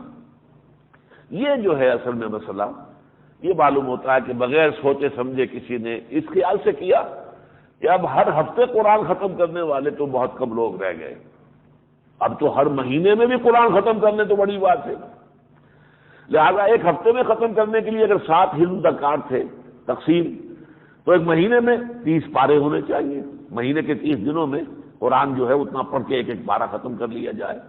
لیکن یہ تقسیم جس نے بھی کی ہے بڑی بھونڈی قسم کی تقسیم ہے، اس میں جو صورتیں ہیں ان کی فصیلیں ٹوٹ گئی ہیں۔ ایسا بھی ہوا ہے کہ ایک صورت کی ایک آیت جو ہے وہ صرف جو ہے 13ویں پارے میں ہے، باقی پوری صورت 14ویں پارے میں، سورہ حجر۔ تو یہ تو بڑی بے تکی بات ہوئی۔ معلوم ہوتا ہے کہ کسی کے پاس کوئی قرآن تھا مصحف، اس نے صفحے گنے، 30 سے تقسیم کیا، اور اس کے بعد پھر وہ اس کو تقسیم کر کے اور لگا دیا کہ یہ پہلا، دوسرا، تیسرا، چوتھا پارہ۔ یہ تقسیم جو ہے یہ بہت بعد کی ہے، اور اس کی کوئی سند بھی نہیں ہے اور اس کی کوئی حیثیت بھی نہیں ہے۔ عرب ممالک میں جو قرآن مجید کے نسخے چھپتے ہیں ان میں اکثر و بیشتر کے اندر یہ ہوتا بھی نہیں، پارے کا تذکرہ نہیں ہوتا۔ بہرحال یہ ترتیب ہے قرآن مجید کی ترکیب، اس کے اجزائے ترکیبی کے حوالے سے۔ اب آخری بات، اگرچہ اندیشہ ہے مجھے کہ وقت ختم ہو گیا ہے، حال ہی میں یوں کہیے کہ پچھلی صدی کے وسط میں، 20ویں صدی کے وسط میں کچھ غور کرنے والوں نے قرآن مجید کی صورتوں کی ایک اور گروپن کی طرف نشاندہی کی ہے، مولانا حمید الدین فراہی، مولانا امین حسن اصلاحی۔ وہ کیا ہے کہ قرآن کو ہم دیکھتے ہیں کہ کچھ صورتیں مکی آ گئیں، پھر کچھ مدنی آ گئیں، پھر کچھ مکی آ گئیں، پھر کچھ مدنی آ گئیں، پھر کچھ مکی آ گئیں، پھر کچھ مدنی آ گئیں۔ غور کیا تو معلوم ہوا اس طرح بھی 7 گروپ بنتے ہیں۔ یہ گروپ ہے مکی مدنی صورتوں کے گروپ، ان کا جو ہے معاملہ جو ہے نزول کے اعتبار سے کون سی مکی کون سی مدنی مل کر ایک گروپ بن گیا۔ پہلے گروپ کی مکی سورت صرف سورہ فاتحہ ہے، لیکن وہ وزن کے اعتبار سے پورے قرآن کے برابر ہے، اور 4 طویل ترین مدنی صورتیں ہیں، سورہ بقرہ، آل عمران، سورہ نساء، سورہ مائدہ۔ پھر دوسرے گروپ میں 2 صورتیں مکی، 2 مدنی، انعام، آراف یہ مکیات، انفال اور توبہ یہ مدنیات۔ اس طرح مکی مدنی کے حوالے سے ہو کر بھی 7 گروپ بنتے ہیں قرآن مجید میں۔ ان میں کچھ گروپ چھوٹے بھی ہیں، مثلا آخری منزل جو ہے وہ حزب یا منزل کے اعتبار سے سورہ قاف سے شروع ہوتی ہے، لیکن یہ ہے کہ منزلوں کے اس گروپ کے اعتبار سے اس میں 2 گروپ آ جاتے ہیں، گویا کہ دو دو پاروں کے سوا دو پاروں کے گروپ ہیں، لیکن یہ ہے کہ منزل بھی شروع ہوتی ہے، تیسرا گروپ بھی شروع ہوتا ہے، ایک جگہ پر آ کر یہ دونوں تقسیمیں مل جائیں، حزب بھی اور مکی اور مدنی صورتوں کے گروپ بھی۔ اس طرح سورہ قاف پر وہ جو آخری منزل شروع ہو رہی ہے، چھٹا گروپ شروع ہو رہا ہے، ساتواں گروپ جو ہے سورۃ الملک سے ہے۔ ان میں سے ہر گروپ کا ایک مرکزی مضمون ہوتا ہے جسے عمود کہتے ہیں۔ اس مضمون کا جو کچھ حصہ، ایک پہلو ہے وہ مکی صورتوں میں آتا ہے اور دوسرا پہلو مدنی صورتوں میں آتا ہے، اور جمع کر دیا گیا۔ اس طرح گویا کہ یہ 7 قرآن ہو گئے، مکی مدنی مجموعے 7۔ یہ ایک دوسرے اعتبار سے ترتیب ہے، جس کا چونکہ حوالہ آئے گا بار بار میری گفتگو میں دوران ترجمہ قرآن، تو میں نے ان تمام چیزوں سے ابتدائی واقفیت آپ کو اس وقت کوشش کی ہے کہ ہو جائے۔ اقول قولی ھذا واستغفر اللہ لی ولکم ولسائر المسلمین والمسلمات۔ بسم اللہ الرحمن الرحیم۔ الحمد للہ رب العالمین الرحمن الرحیم مالک یوم الدین ایاک نعبد وایاک نستعین اهدنا الصراط المستقیم صراط الذین انعمت علیہم غیر المغضوب علیہم ولا الضالین آمین۔ رب اشرح لی صدری ویسر لی امری واحلل عقدۃ من لسانی یفقہوا قولی۔ سورہ فاتحہ ہر شخص جانتا ہے قرآن حکیم کی اگرچہ مختصر صورتوں میں سے ہے، کل 7 آیات، لیکن عظیم ترین صورت ہے۔ اس سورہ مبارکہ کو ام القرآن بھی کہا گیا ہے، پورے قرآن کے لیے جڑ اور بنیاد اور اساس۔ اس کو اساس القرآن بھی کہا گیا ہے۔ یہ الفاتحہ بھی ہے۔ الفاتحہ کس اعتبار سے؟ فتح یفتح کے معنی کھولنا، تو چونکہ قرآن شروع اس سے ہوتا ہے تو دی اوپننگ سورہ آف دی قرآن الفاتحہ، دی اوپننگ سورہ آف دی قرآن سورۃ الفاتحہ۔ الکافیہ بھی اس کا ایک نام ہے، کفایت کرنے والی ہے۔ شافیہ، واقعہ یہ ہے کہ لوگ بتاتے ہیں کہ اگر اس سورہ مبارکہ کا عمل کیا جائے اور اس کو پڑھا جائے 41 مرتبہ نماز فجر کی سنتوں اور فرض کے درمیان ایک خاص طریقے سے، تو اس کے اندر شفا ہے، اور سے بہت سی بیماریوں کا علاج اس سے ہوتا ہے۔ شافیہ ہے، یہ شفا دینے والی، کافیہ ہے، کفایت کرنے والی، فاتحہ ہے، اوپننگ سورہ آف دی قرآن، ام القرآن ہے، اساس القرآن۔ دوسری بات نوٹ کیجئے کہ یہ سورہ مبارکہ میں آپ کو بتا چکا ہوں پہلی مکمل سورت ہے جو حضور پر نازل ہوئی۔ اس سے پہلے متفرق آیات، سورہ علق کی 5 آیتیں، سورہ نون یا سورہ قلم کی 7 آیتیں، سورہ مزمل کی 9 آیتیں، سورہ مدثر کی 7 آیتیں، پھر یہ بھی 7 آیتیں، سورہ فاتحہ کی 7 آیتیں، لیکن یہ مکمل سورت جو نازل ہوئی حضور پر وہ پہلی سورہ فاتحہ ہے۔ اس کی 7 آیتیں جو ہیں وہ متفق علیہ ہیں، کیونکہ قرآن مجید میں بھی ایک آیت ہے وَلَقَدْ آتَيْنَاكَ سَبْعًا مِنَ الْمَثَانِي وَالْقُرْآنِ الْعَظِيمِ، ہم نے اے نبی آپ کو 7 آیتیں وہ عطا کی ہیں جو بار بار پڑھی جاتی ہیں، دوہرا دوہرا کر پڑھی جاتی ہیں، نماز کی ہر رکعت میں پڑھی جاتی ہیں، اور وہ خود اپنی جگہ پر ایک قرآن عظیم ہے۔ یہ سورہ مبارکہ جو ہے اس کی 7 آیات متفق علیہ ہیں، البتہ ایک اختلاف ہے۔ بعض حضرات کے نزدیک جن میں کہ امام شافعی بھی شامل ہیں، سورہ فاتحہ بھی اس سورہ آیت بسم اللہ بھی اس سورہ فاتحہ کا جز ہے، لہذا وہ گنیں گے بسم اللہ الرحمن الرحیم ایک آیت ہو گئی، الحمدللہ رب العالمین دوسری، الرحمن الرحیم تیسری، مالک یوم الدین چوتھی، ایاک نعبد و ایاک نستعین 5ویں، اہدنا الصراط المستقیم 6ٹھی، اور صراط الذین انعمت علیہم غیر المغضوب علیہم ولا الضالین، یہ کل مل کر یہ ایک آیت بنی اور یہ 7ویں آیت۔ لیکن دوسری طرف ایک رائے یہ ہے، اور یہ امام ابو حنیفہ کی ہے رحمۃ اللہ علیہ، کہ سورہ فاتحہ کا جز نہیں ہے آیت بسم اللہ، بلکہ آیت بسم اللہ کسی بھی قرآن مجید کی صورت کا جز نہیں ہے، سوائے ایک کے کہ جہاں وہ متن میں آئی ہے حضرت سلیمان نے جو خط لکھا تھا انہ من سلیمان وانہ بسم اللہ الرحمن الرحیم، صرف وہاں وہ اس کا حصہ ہے، باقی یہ علامت کے طور پر لکھی گئی ہے کہ یہاں سے نئی صورت شروع ہو رہی ہے۔ یہ ایک رائے ہے۔ ان لوگوں کے نزدیک پھر جو تقسیم ہوگی، الحمدللہ رب العالمین پہلی آیت، الرحمن الرحیم دوسری، مالک یوم الدین تیسری، ایاک نعبد و ایاک نستعین چوتھی، اہدنا الصراط المستقیم پانچویں، صراط الذین انعمت علیہم چھٹی، غیر المغضوب علیہم ولا الضالین یہ ساتھ۔ بہرحال یہ چونکہ اختلاف ہے، میں نے صرف اختلاف کا ذکر کر دیا ہے۔ فرق صرف یہی ہے کہ جن کے نزدیک یہ سورہ فاتحہ کا جز ہے وہ پھر جب نماز میں جہری قرات کے اندر تو وہ بسم اللہ بھی پڑھتے ہیں، بسم اللہ الرحمن الرحیم الحمدللہ رب العالمین۔ جن کے نزدیک نہیں ہے وہ بسم اللہ جو ہے وہ خاموشی سے پڑھتے ہیں، دل ہی میں پڑھتے ہیں، اور قرات شروع کرتے ہیں الحمدللہ رب العالمین سے۔ یہ عملی فرق ہے اور اختلاف کی کوئی اہمیت نہیں۔ اس سورہ مبارکہ کا اسلوب کیا ہے، یہ بہت اہم بات ہے سمجھنے کی۔ ویسے تو کلام اللہ ہے، لیکن یہ تو ایک دعا کی شکل میں ہے۔ یہ دعا اللہ نے ہمیں تلقین فرمائی ہے کہ مجھ سے اس طرح مخاطب ہوا کرو، جب میرے حضور میں حاضر ہو تو یہ کہا کرو۔ اور اس میں واقعہ یہ ہے کہ اسی بنا پر یہ کہا گیا ہے کہ قرآن مجید کی یہ سورت جزو لازم ہے نماز کا، بغیر سورہ فاتحہ کی نماز نہیں ہے۔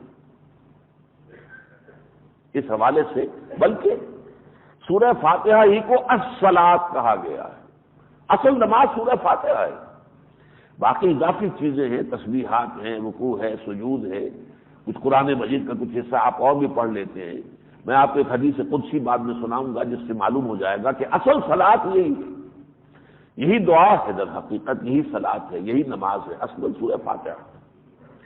لا صلاۃ لمن لم یقرأ بفاتحۃ الکتاب، جو شخص سورہ فاتحہ نہیں پڑھتا اس کی کوئی نماز نہیں۔ اس میں بھی ایک اختلاف ہے ہمارے ہاں۔ بعض حضرات نے اس حدیث کو اتنا اہم سمجھا ہے کہ آپ باجماعت نماز پڑھ رہے ہیں تب بھی آپ امام کے ساتھ ساتھ ضرور سورہ فاتحہ پڑھیں گے، یا تو امام جو ہے وقفہ دے دے الحمدللہ رب العالمین، تو مقتدی بھی کہیں الحمدللہ رب العالمین، اپنے دل میں کہیں، پھر امام کہے الرحمن الرحیم تو پھر مقتدی بھی دل میں کہہ لیں الرحمن الرحیم۔ یہ موقف ہے امام شافعی کا رحمۃ اللہ علیہ کہ نماز چاہے جہری ہو اور چاہے سری ہو، اگر آپ امام کے پیچھے پڑھ رہے ہیں تو امام اپنی پڑھے گا، آپ اپنی پڑھیں گے، لازماً پڑھیں گے۔ اس کے بالکل برعکس موقف ہے امام ابو حنیفہ رحمۃ اللہ علیہ کہ امام جب پڑھے گا تو ہم پیچھے بالکل نہیں پڑھیں گے، بلکہ امام کی قرات ہی مقتدیوں کی قرات ہے۔ امام اس وقت نمائندے کی حیثیت سے اگر کوئی وفد کہیں جاتا ہے اور اس وفد کا کوئی سربراہ ہے تو وہاں جا کر گفتگو وہ سربراہ کرتا ہے، باقی لوگ خاموش ہوتے ہیں۔ یہ دلیل ہے۔ اب اس میں تو ایک انتہائی معاملہ تو وہ ہو گیا جو امام شافعی کا ہے کہ چاہے جہری نماز ہو چاہے سری ہو۔ آپ کو معلوم ہے کہ ظہر اور عصر یہ سری ہے، اس میں امام ہے بھی لیکن وہ خاموشی سے پڑھ رہا ہے، وہ بلند آواز سے نہیں پڑھتا۔ فجر اور مغرب اور عشاء یہ جہری ہے، جس میں سورہ فاتحہ یا کچھ اور قرآن کا حصہ جو ہے پہلی دو آیتوں دو رکعتوں میں پڑھا جاتا ہے آواز کے ساتھ۔ امام ابو حنیفہ کا موقف ہے خواہ جہری ہو خواہ سری ہو، ہر صورت میں تمہیں بھی پڑھنی ہے اگر تم مقتدی ہو۔ امام ابو حنیفہ کا برعکس ہو گیا، اگر امام کے پیچھے پڑھ رہے ہو تو نہ جہری میں نہ سری میں پڑھو ہی نہیں کرو۔ ایک درمیانی مسلک بھی ہے، وہ امام احمد ابن حنبل کا ہے رحمۃ اللہ علیہ، اور یہ میں آپ کے سامنے عرض کر دیتا ہوں، میرا عمل اسی موقف پر ہے، اور وہ یہ ہے کہ جب جہری رکعت ہے تو خود مت پڑھو، سنو۔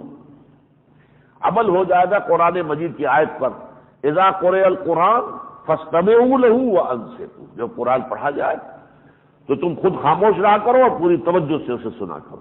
گویا کہ اس پر عمل ہوگا کہ امام پڑھ رہا ہے الحمدللہ رب العالمین الرحمن الرحیم مالک یوم الدین، آپ سنیے اس کو۔ لیکن جو سری نماز ہے اس میں امام اپنی پڑھے آپ اپنی پڑھیں، الحمدللہ رب العالمین آپ اپنے دل میں پڑھیں۔ یہ درمیانی موقف ہے اور میں نے بہرحال اسی کو اختیار کیا ہوا ہے۔ اب آئیے سورہ فاتحہ کے جو میں نے عرض کیا کہ یہ دعا ہے اور اللہ تعالیٰ نے یہ دعا تلقین کی ہے، لیکن اس سے آگے بڑھ کر ذرا قرآن مجید کے حکمت اور فلسفے پر اگر غور کریں گے تو اس سورت کی ایک اور شان سامنے آئے گی۔ قرآن کا فلسفہ کیا ہے؟ بنیادی طور پر انسان اس دنیا میں جو پیدا کیا گیا ہے یہ فطرت لے کر آتا ہے، فطرت اللہ التی فطر الناس علیہا۔ ہر بچہ جو نسل انسانی کا پیدا ہوتا ہے وہ فطرت اسلام پر پیدا ہوتا ہے، لیکن یہ کہ فَأَبَوَاهُ يُهَوِّدَانِهِ أَوْ يُمَجِّسَانِهِ أَوْ يُنَصِّرَانِهِ، یہ تو اس کے والدین ہیں جو اسے یہودی یا نصرانی یا مجوسی بنا لیتے ہیں۔ بچہ جو پیدا ہوتا ہے فطرت اسلام لے کر آتا ہے۔ تو انسان کی فطرت کے اندر اللہ تعالیٰ کی معرفت اور اللہ تعالیٰ کی محبت وضعیت کی ہے اللہ تعالیٰ نے، اس لیے کہ جو روح ہے وہ روح کہاں سے آئی ہے؟ یسألونک عن الروح قل الروح من امر ربی، وہ رب سے آئی ہے، لہذا اس کے اندر اللہ کی معرفت بھی ہے، اللہ کی محبت بھی ہے۔ تو جب ایک انسان کی فطرت سلیم رہے، اس میں کجی نہ آئے، پرورٹڈ نہ ہو، پرورشن سے محفوظ رہے، اسے ہم کہتے ہیں فطرت سلیمہ، سالم محفوظ فطرت، اس کے اندر کوئی پرورشن نہیں آئی ہے، کجی نہیں آئی۔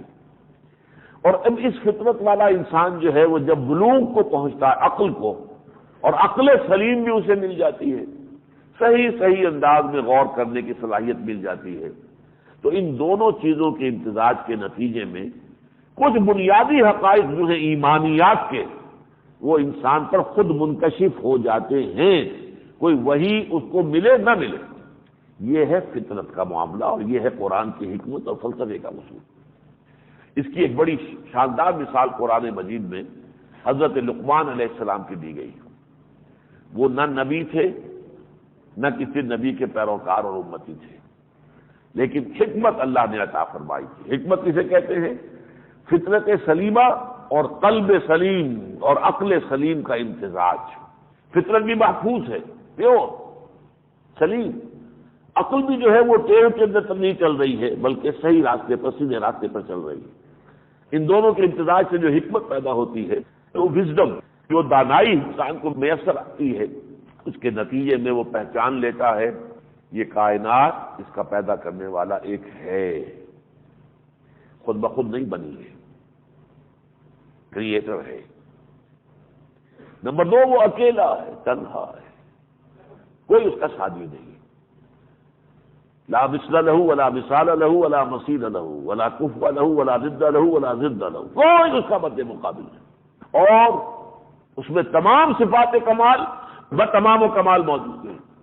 علی کل شیء قدیر ہے، بکل شیء علیم ہے، ہر جگہ موجود ہے، اور اس کی ذات میں کوئی نقص، کوئی عیب، کوئی کوتاہی، کوئی تقصیر، کوئی کمزوری، کوئی ضعف، کوئی احتیاج قطعاً موجود ہے۔ یہ 5 باتیں فطرت سلیمہ اور عقل سلیم کے نتیجے میں انسان کے علم میں آتی ہیں، چاہے کسی وحی سے ابھی اسے فیض حاصل نہیں ہوا۔ چنانچہ آپ دیکھتے ہیں دنیا میں کنفیوشس، چین کا بڑا فلسفی حکیم، ان تمام باتوں کو ماننے والا تھا، حالانکہ وہ نبی تو نہیں تھا۔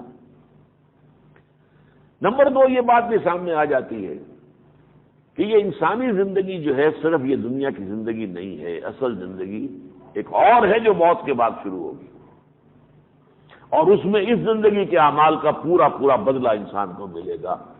نیکیاں کمائی ہیں تو ان کی جزا ملے گی، اور بدیاں کمائی ہیں تو ان کی سزا ملے گی۔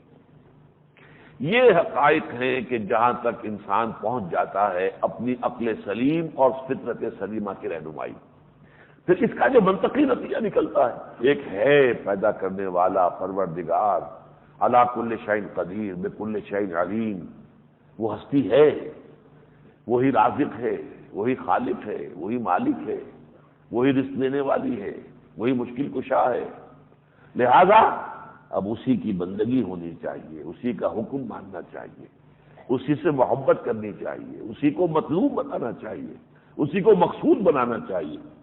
یہ اس کا منطقی نتیجہ ہے۔ یہاں تک انسان پہنچ جاتا ہے عقل سلیم اور فطرت سلیمہ کی رہنمائی میں۔ البتہ اب آگے مسئلہ آتا میں کیا کروں کیا نہ کروں. اس میں بھی انسان کو جہاں تک انفرادی معاملات ہیں ان کے ضمن میں ایک روشنی اللہ نے اندر رکھی ہوئی ہے، ضمیر کے اندر، قلب کے اندر، روح کے اندر، کہ انسان نیکی اور بدی کو جانتا ہے خوب. فَأَلْهَمَهَا فُجُورَهَا وَتَقْوَاهَا وَنَفْسٍ وَمَا سَوَّاهَا فَأَلْهَمَهَا فُجُورَهَا وَتَقْوَاهَا. قسم ہے نفس انسانی کی اور جو اسے سنوارا، بنایا، درست کیا، اس کو نوک پلک سنواری اور اس میں نیکی اور بدی کا علم الہامی طور پر رکھ دیا. تو ہر انسان جانتا ہے کہ جھوٹ بولنا برا ہے، سچ بولنا اچھا ہے، وعدہ پورا کرنا اچھا ہے، وعدہ خلافی بری بات ہے، پڑوسی کو ستانا بہت بری بات ہے، پڑوسی کے ساتھ خوش خلقی کے ساتھ پیش آنا، یہ انسان کا تقاضا ہے. تو انفرادی سطح پر بھی انسان صحیح اور غلط، حق و باطل میں کچھ نہ کچھ فرق کر لیتا ہے. لیکن اجتماعی زندگی کا معاملہ جب آتا ہے تو اس کے لیے مجبوری ہے کہ وہ نہیں سمجھ سکتا کہ اعتدال کا راستہ کون سا ہے. اگر عائلی زندگی ہے تو عورت کا مقام کیا ہونا چاہیے، عورت کے حقوق کیا ہونے چاہیے.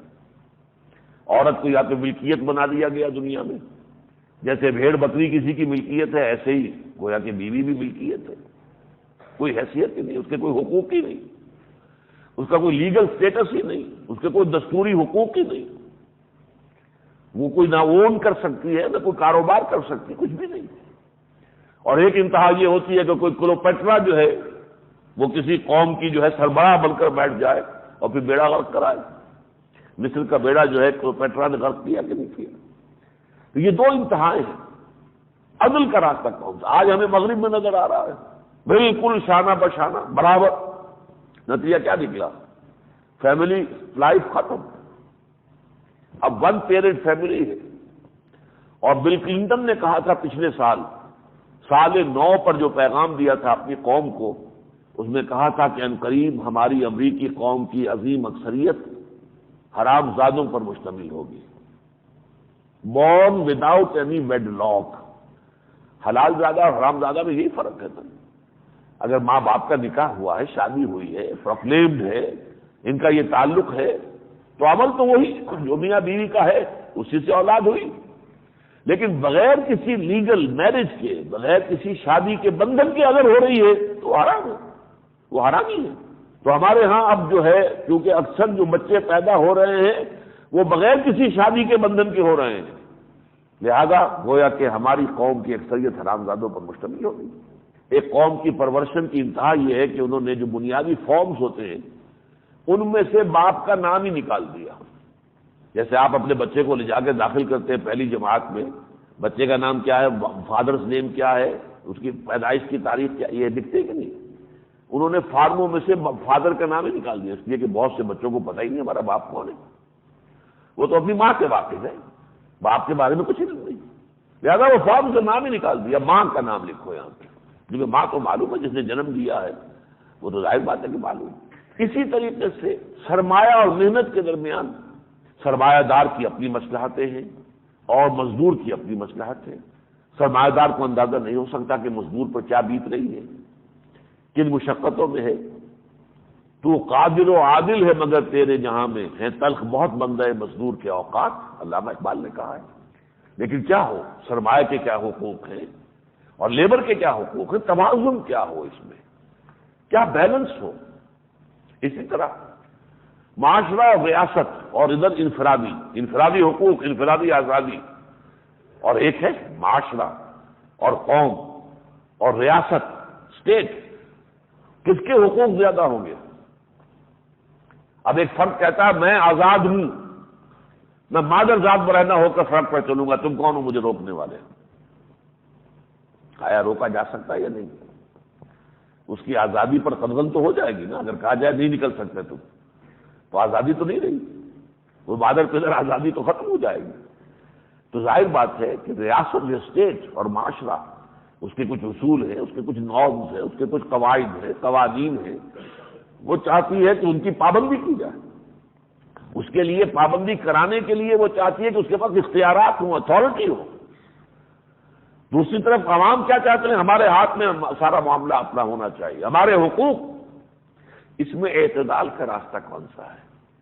یہ ہے وہ پرابلم کہ جس میں انسان کے لیے اس کے سوا کوئی اور شکل نہیں ہے کہ گھٹنے ٹیک کر اللہ سے دعا کرے، پروردگار میں اس مسئلے کو حل نہیں کر سکتا، تجھ سے چاہتا ہوں تو مجھے ہدایت دے، سیدھے راستے پر چلا۔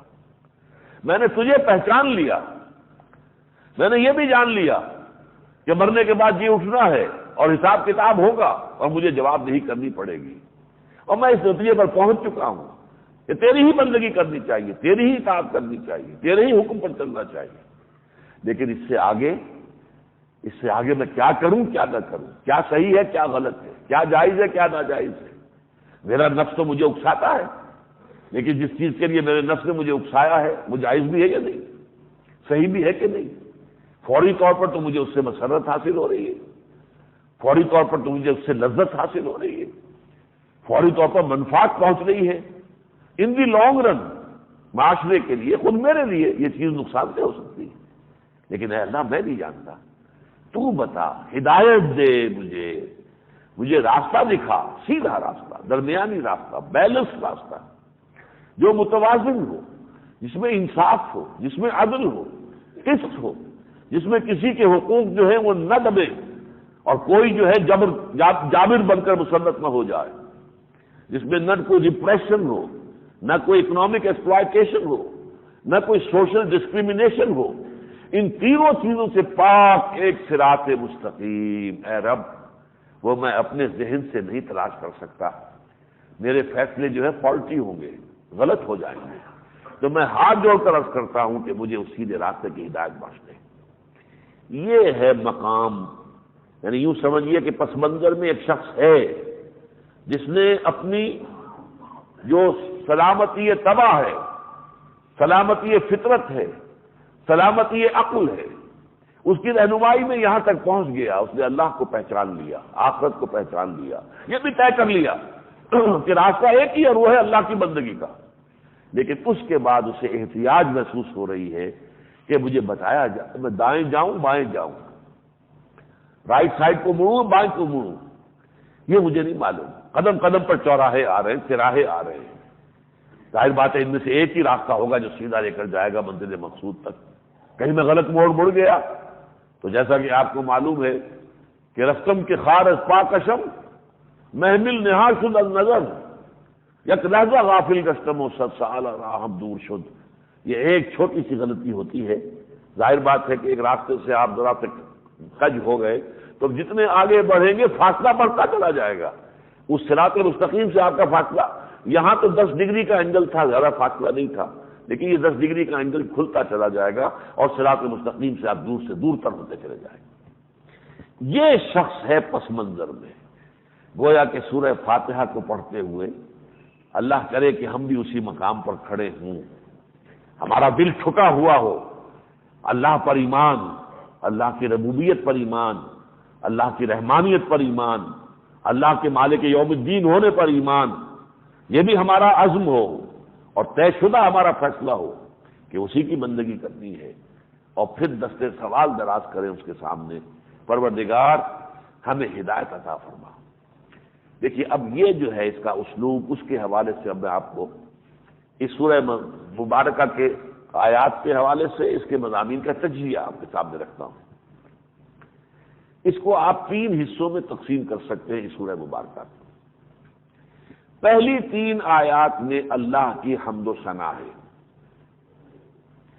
آخری 3 آیات میں اللہ سے دعا ہے، درمیان کی چوتھی آیت جو ہے اس میں ایک ہینڈ شیک ہے، گویا کہ اللہ کا اور بندے کا۔ یہ نوٹ کر لیجیے، پہلی 3 آیات کیا ہیں؟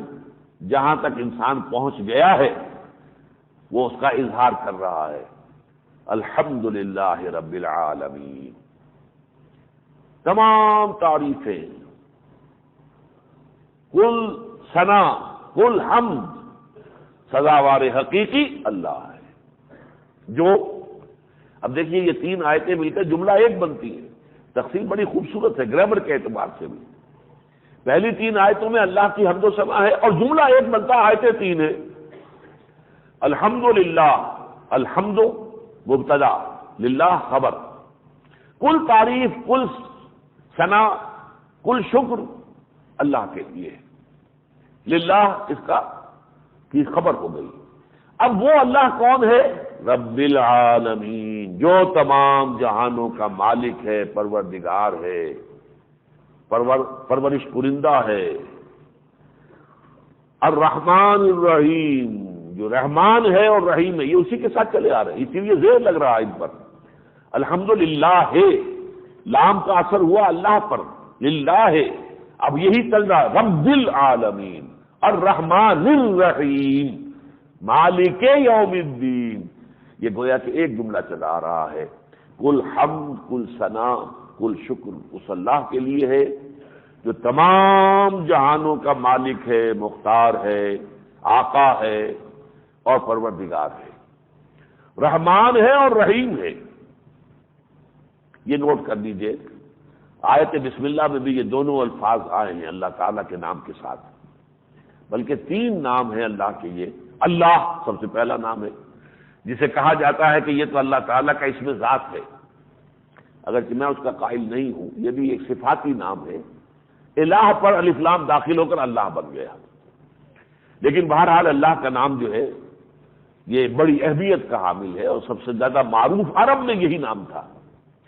جب قرآن نے رحمان کا تذکرہ کرنا شروع کیا، وہ حیران ہوئے، یہ رحمان کون ہے؟ من رحمان؟ تب یہ کہا گیا ہے قل ادعوا اللہ او ادعوا الرحمن ایما تدعوا فلہ الاسماء الحسنی۔ کیا فرق پڑتا ہے، اسے اللہ کہہ کر پکار لو یا رحمان کہہ کر پکار لو، بس یہ جان لو کہ جسے پکار رہے ہو اس کے تمام اچھے نام اسی کے ہیں، تمام صفات اسی کی ذات میں موجود ہیں۔ Call the rose by any name, it will smell as sweet۔ لیکن یہ کہ اللہ کے بعد اللہ کے 3 معنی ہیں، لیکن وقت نہیں ہے کہ میں تفصیل بیان کر سکوں، لیکن یہ کہ ایک عوام کے نزدیک اللہ سے مراد کیا ہے؟ حاجت روا، جس کی طرف انسان رجوع کرتا ہے تکلیف میں، مصیبت میں، مشکلات میں، رزق کے لیے اور چیزوں کے لیے جس کی طرف رجوع کرتا ہے اللہ۔ ایک وہ ہے اللہ کہ جو انسان کو سب سے زیادہ محبوب ہو، والذین آمنوا اشد حبا للہ، یہ ہے صوفیاء کرام کا تصور الہ، اور ایک ہے فلاسفہ کا تصور الہ، وہ کہ جس کی کنہ سے کوئی واقف نہیں ہو سکتا، سوائے تحیر کے اور کچھ ہاتھ نہیں آ سکتا۔ تو یہ 3 معنی ہیں اس مادے کے اندر، الہ یا الہو کے اندر، وہ ہستی کے جس کی طرف رجوع کیا جائے اپنی تکلیف کے رفع کرنے کے لیے، اپنی ضروریات پوری کرنے کے لیے، نمبر 2 جس سے انتہائی محبت، اور نمبر 3 جس کی ہستی کا ادراک، جس کی کنہ جو ہے وہ ہماری فہم سے، ہمارے تصور سے ما ورا وراء الورا ثم وراء الورا۔ الرحمن الرحیم، اب یہ رحمت سے 2 اللہ کے اسماء ہیں، الرحمن الرحیم، ان دونوں میں فرق کیا ہے؟ رحمان جو ہے یہ فعلان کے وزن پر، اس کے اندر جو مبالغے کی ایک کیفیت، انتہائی رحم کرنے والا، اس لیے کہ عرب جو ہے جب اس وزن پر کوئی لفظ لاتے ہیں تو معلوم ہوتا ہے کہ نہایت شدت، غضبان، غصے میں لال ببو کا ہوا ویسا، غضبان آصفہ۔ حضرت موسیٰ کے لیے یہ الفاظ آئے ہیں قرآن میں، پڑھیں گے ہم جب آئے گا وقت۔ عطشان، انا عطشان، میں پیاس سے بھرا جا رہا ہوں، جوعان، میں بھوک سے بھرا جا رہا ہوں۔ تو رحمان جس کی رحمت جو ہے چھاٹے مارتے ہوئے سمندر کے مانند،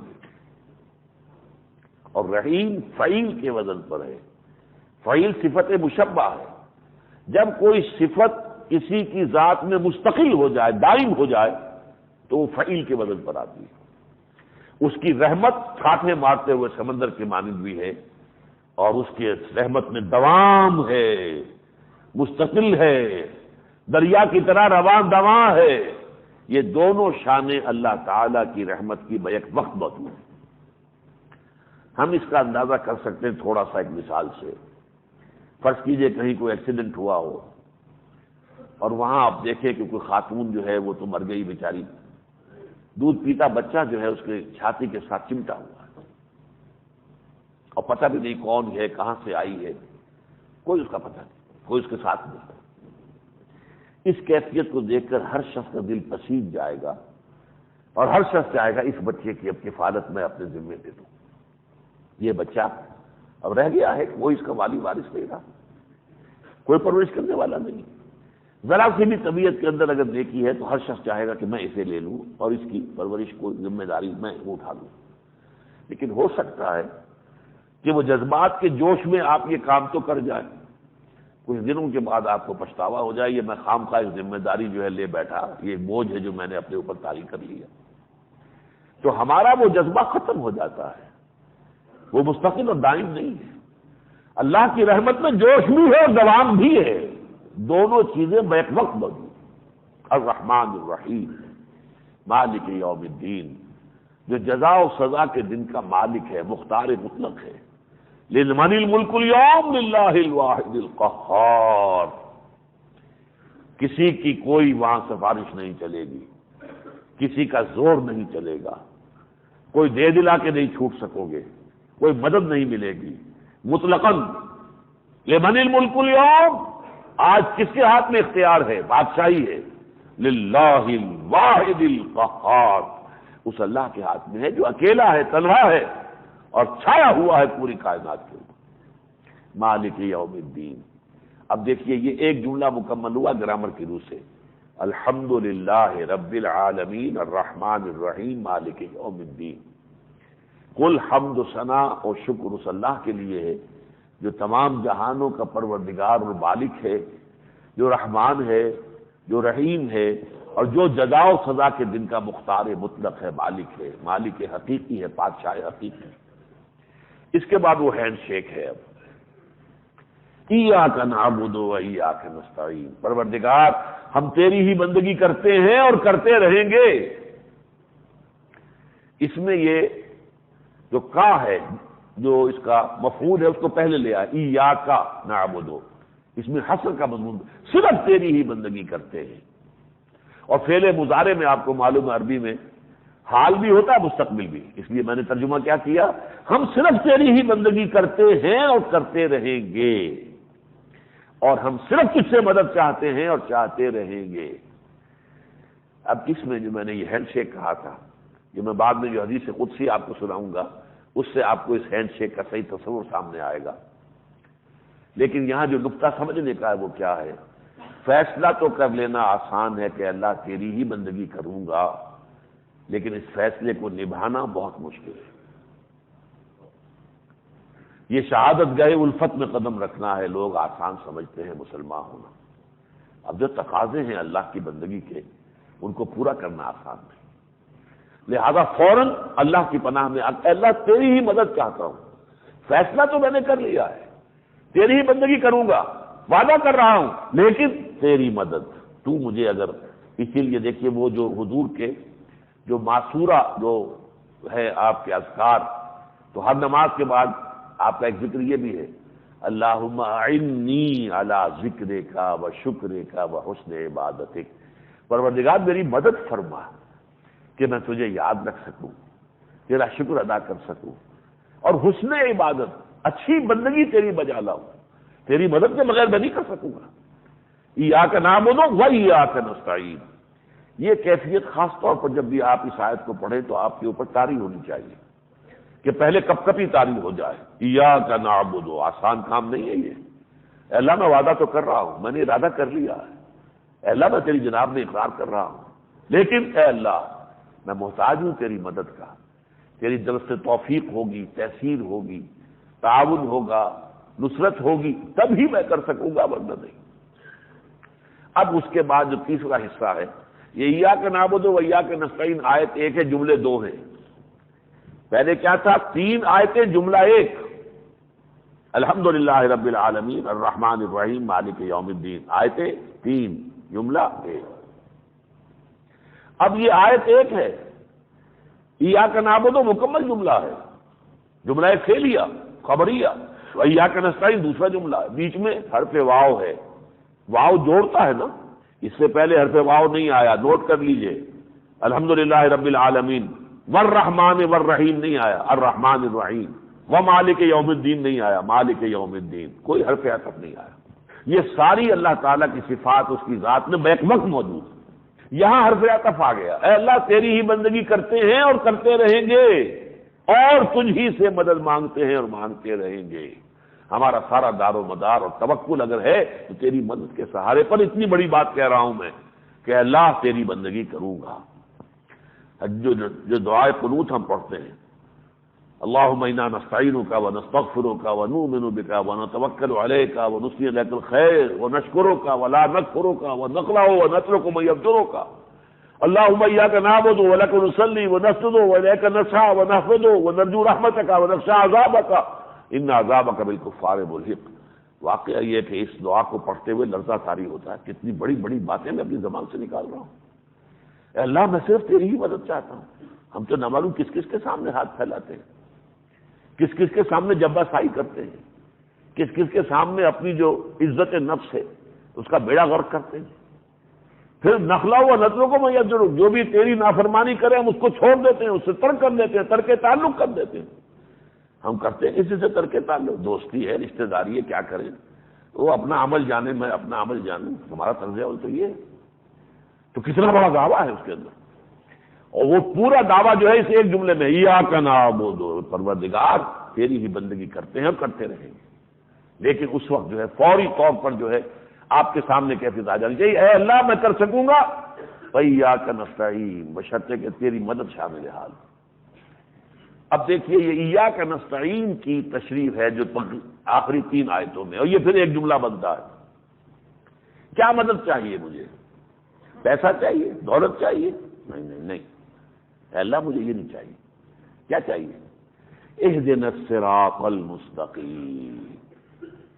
یہ جو تراہے چوراہے آ جاتے ہیں زندگی میں، مختلف معاملات میں طے نہیں کر سکتا میں کہ صحیح کیا ہے غلط کیا ہے، اے اللہ اس میں سیدھے راستے کی ہدایت بخش دے. اور ہدایت جو ہے ہمیں ہدایت دے. ہدایت یہ بھی ہے کہ سیدھا راستہ بتا دیا جائے، ہدایت یہ بھی ہے کہ سیدھا راستہ دکھا دیا جائے، اور ہدایت کا آخری مرتبہ یہ بھی ہے کہ انگلی پکڑ کر چلایا جائے، جیسے بچوں کو لے کر آپ چلتے ہیں. اے اللہ ہمیں چلا سیدھے راستے پر، اے اللہ ہمیں دکھا سیدھا راستہ، اے اللہ سیدھے راستے پر ہمارے سینے کو کھول دے. واشرح صدورنا للاسلام، اللہم نور قلوبنا بالایمان واشرح صدورنا للاسلام. اے اللہ ہمارے دلوں کو منور کر دے ایمان کی روشنی سے، اور ہمارے سینوں کو کھول دے اسلام کے لیے، ہمیں انشراح صدر ہو جائے اس پر. اور پھر یہ کہ ہمیں چلا اس راستے کے اوپر. تو اہدنا الصراط المستقیم. اب اس صراط المستقیم کی وضاحت ہے آگے. جیسے وہاں تھا للہ رب العالمین، للہ کی وضاحت تھی، رب العالمین الرحمن الرحیم مالک یوم الدین. یہاں صراط مستقیم کی وضاحت ہے، ایک مثبت انداز میں، ایک منفی انداز میں. صراط الذین انعمت علیہم، اے اللہ ان لوگوں کے راستے پر ہمیں چلا جن پر تو نے اپنا انعام نازل فرمایا. یہ جا کر سورہ نساء میں آیت میں مضمون کھلے گا. وہ کون ہیں؟ چار ہیں منعم علیہم من النبیین والصدیقین والشہداء والصالحین وحسن اولئک رفیقا. اے اللہ ان کے راستے پر ہمیں چلا، انبیاء، صدیقین، شہداء اور صالحین کے راستے پر چلا. یہ تو مثبت بات ہو گئی. منفی غیر المغضوب علیہم،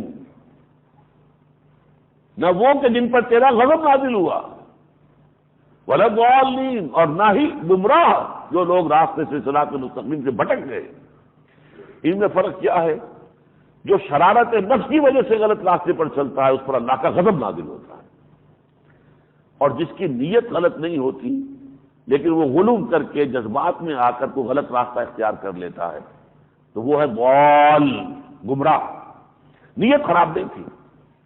چنانچہ مغضوب علیہم کی سب سے بڑی مثال یہود. اللہ کی کتاب ان کے پاس تھی، شریعت موجود تھی، لیکن شرارت نفس، تکبر، اس کی وجہ سے وہ غلط راستے پر پڑے، وہ مغضوب علیہم ہیں. نصارہ ضالین ہیں، انہوں نے صرف غلو کیا ہے حضرت مسیح علیہ السلام کے بارے میں.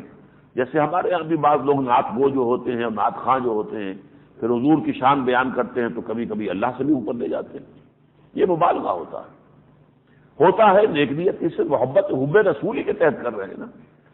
تو اسی لیے انہوں نے حب رسول میں حضرت عیسیٰ علیہ السلام خدا کا بیٹا بنا دیا. ہمارے شیعہ بھائی ان میں سے بعض لوگ جو ہیں حضرت علی کو خدا ہی بنا بیٹھے، بیٹا بھی نہیں خدا. لیکن نہیں ہے ذات خدا سے جدا علی. یہ شعر کس کا ہے؟ غالب کا. ذات خدا سے جدا نہیں علی. بہرحال یہ غلو ہوتا ہے، اسی لیے کہا گیا لا تغلو فی دینکم، قل یا اہل الکتاب لا تغلو فی دینکم، اے کتاب والو اپنے دین میں غلو سے کام کرو، لیکن بہرحال گمراہ ہے۔ تو اللہ ان سب کے راستے سے ہمیں بچا کر سیدھا راستہ جو صدیقین کا، انبیاء کا، شہداء کا، صالحین کا، اس پر چلا۔ اب میں آخر میں صرف چونکہ چند منٹ رہ گئے وہ حدیث قدسی آپ کو سناتا ہوں، وہ گویا کہ میری پوری گفتگو کا جو ہے لب لباب اور خلاصہ اس میں آ جائے گا۔ یہ مسلم شریف کی روایت ہے اور حضرت ابو ہریرہ رضی اللہ تعالیٰ عنہ اس کے راوی ہیں۔ حضور ارشاد فرماتے ہیں یقول اللہ تعالی، حضور فرماتے ہیں کہ اللہ فرماتا ہے، اس کو حدیث قدسی کہتے ہیں، جس میں حضور فرمائیں کہ اللہ یہ فرما رہا ہے۔ اب وہ قرآن میں تو نہیں ہے، قرآن تو نہیں ہے، لیکن حضور فرما رہا ہے کہ اللہ نے فرمایا ہے، تو گویا کہ کلام تو اللہ کا ہوا ہی ہے، تو اس کو اسی لیے اس کو حدیث قدسی کہتے ہیں۔ ایک عام حدیث ہے جو حضور اپنی طرف سے وہ بات کہہ رہے ہیں، اور ایک بات ہوا کہ حضور فرماتے ہیں کہ اللہ یوں فرماتا ہے، تو حدیث قدسی ہے یہ۔ یقول اللہ تعالی، اللہ تعالیٰ یہ فرماتا ہے قسمت الصلاۃ بینی و بین عبدی نصفین، میں نے الصلاۃ کو اپنے اور اپنے بندے کے مابین برابر برابر دو نصفوں میں تقسیم کر دیا۔ قسمت الصلاۃ، الصلاۃ میں نے کہا تھا، الصلاۃ سورہ فاتحہ جو ہے وہی صلاۃ ہے، اس حدیث سے وہ بات واضح ہو گئی، اس لیے کہ اب ساری گفتگو سورہ فاتحہ کے بارے میں ہوگی۔ تو اصل صلاۃ جو ہے روح نماز، بلکہ لب لباب نماز کا وہ سورہ فاتحہ ہے۔ قسمت الصلاۃ بینی و بین عبدی نصفین، آدھا، فنصفها لی ونصفها لعبدی ولعبدی ما سال، تو اس کا آدھا حصہ تو میرے لیے ہے اور آدھا حصہ میرے بندے کے لیے ہے، اور میں نے اپنے بندے کو دیا جو اس نے مانگا، گرانٹڈ۔ اگر نماز ادا کی جائے گہرے شعور کے ساتھ اور قلب کی گہرائیوں سے یہ الفاظ سورہ فاتحہ کے نکل رہے ہیں، تو دیکھیے اس حدیث سے معلوم ہوتا ہے کہ ایک ایک لفظ پر اللہ تعالیٰ کی طرف سے اس کی منظوری، اس کی مقبولیت، اس کی قبولیت کا جو اعلان ہوتا ہے۔ اب اس کی شرح کی حضور نے خود صلی اللہ علیہ وسلم، اذا یقول العبد، جب بندہ کہتا ہے الحمدللہ رب العالمین، یقول اللہ تعالیٰ، تو اللہ فرماتا حمدنی عبدی، میرے بندے نے میری حمد کی۔ وَإِذَا يَقُولُ الْعَبْدُ، اور جب بندہ کہتا ہے الرحمن الرحیم، تو اللہ فرماتا ہے مجدنی عبدی، میرے بندے نے میری بزرگی کا بیان کیا۔ اور جب وَيَقُولُ الْعَبْدُ مالک یوم الدین، یقول اللہ تعالی اثنا علی عبدی، جب بندہ کہتا ہے مالک یوم الدین، تو اللہ فرماتا ہے میرے بندے نے میری ثنا کی۔ یہ تینوں آیتیں ایک ہو گئیں، اللہ کے لیے، حمد بھی اس کے لیے اور تمجید بھی اس کے لیے اور ثنا بھی اس کے لیے۔ وَإِذَا يَقُولُ الْعَبْدُ، جب بندہ کہتا ہے ایاک نعبد و ایاک نستعین، یقول اللہ تعالی ھذا ما بینی و بین عبدی، یہ میرے اور میرے بندے کے مابین ہے۔ اس کو میں نے کہا تھا ہینڈ شیک۔ بندے کی طرف سے کیا ہے؟ اے اللہ میں تیری ہی بندگی کروں گا۔ اللہ کی طرف سے اعانت، مدد، وہ اللہ کی طرف سے، یہ ہے ہینڈ شیک اللہ کے ساتھ۔ یہ ہے در حقیقت وہ نماز کا درمیانی اور مرکزی حصہ، اہم ترین حصہ، ایاک نعبد و ایاک نستعین۔ لیکن دیکھیے دو برابر برابر حصوں میں تقسیم تبھی ہو سکتا تھا جب یہ چوتھی آیت دو حصوں میں تقسیم ہو سکے، ورنہ تین آیتیں پہلی ہیں، تین آخری ہیں۔ یہ درمیانی آیت اگر برابر تقسیم نہ ہو سکے تو دو برابر حصوں میں سورت تقسیم نہیں ہوتی۔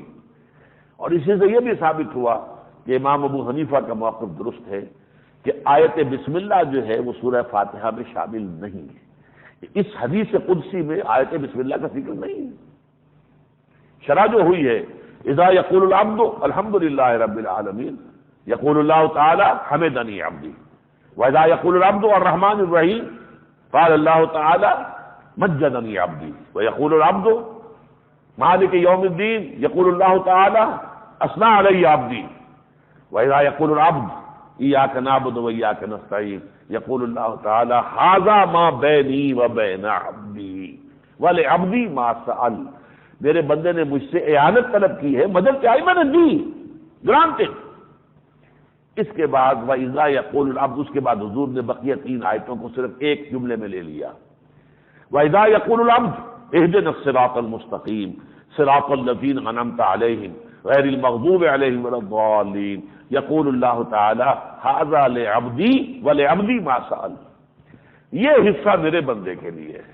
ہدایت میں نے دینی ہے اپنے بندے کو، اور ہدایت اس راستے کی دینی ہے جو سیدھا ہے، اور اس راستے کی دینی ہے جس پر کہ میرے انبیاء اور صدیقین اور شہداء اور صالحین چلتے رہے، اور بچانا ہے ان تمام غلط راستوں سے جن پر کہ مغضوب علیہم جو ہیں وہ چلے یا ضالین چلے۔ یہ میرے ذمے ہے، یہ میرے بندے کے لیے ہے، یہ میرے بندے کا حق ہے۔ وَلِعَبْدِي مَا سَأَلَ، اور جو میرے بندے نے مجھ سے سوال کیا میں نے اسے عطا کر دیا۔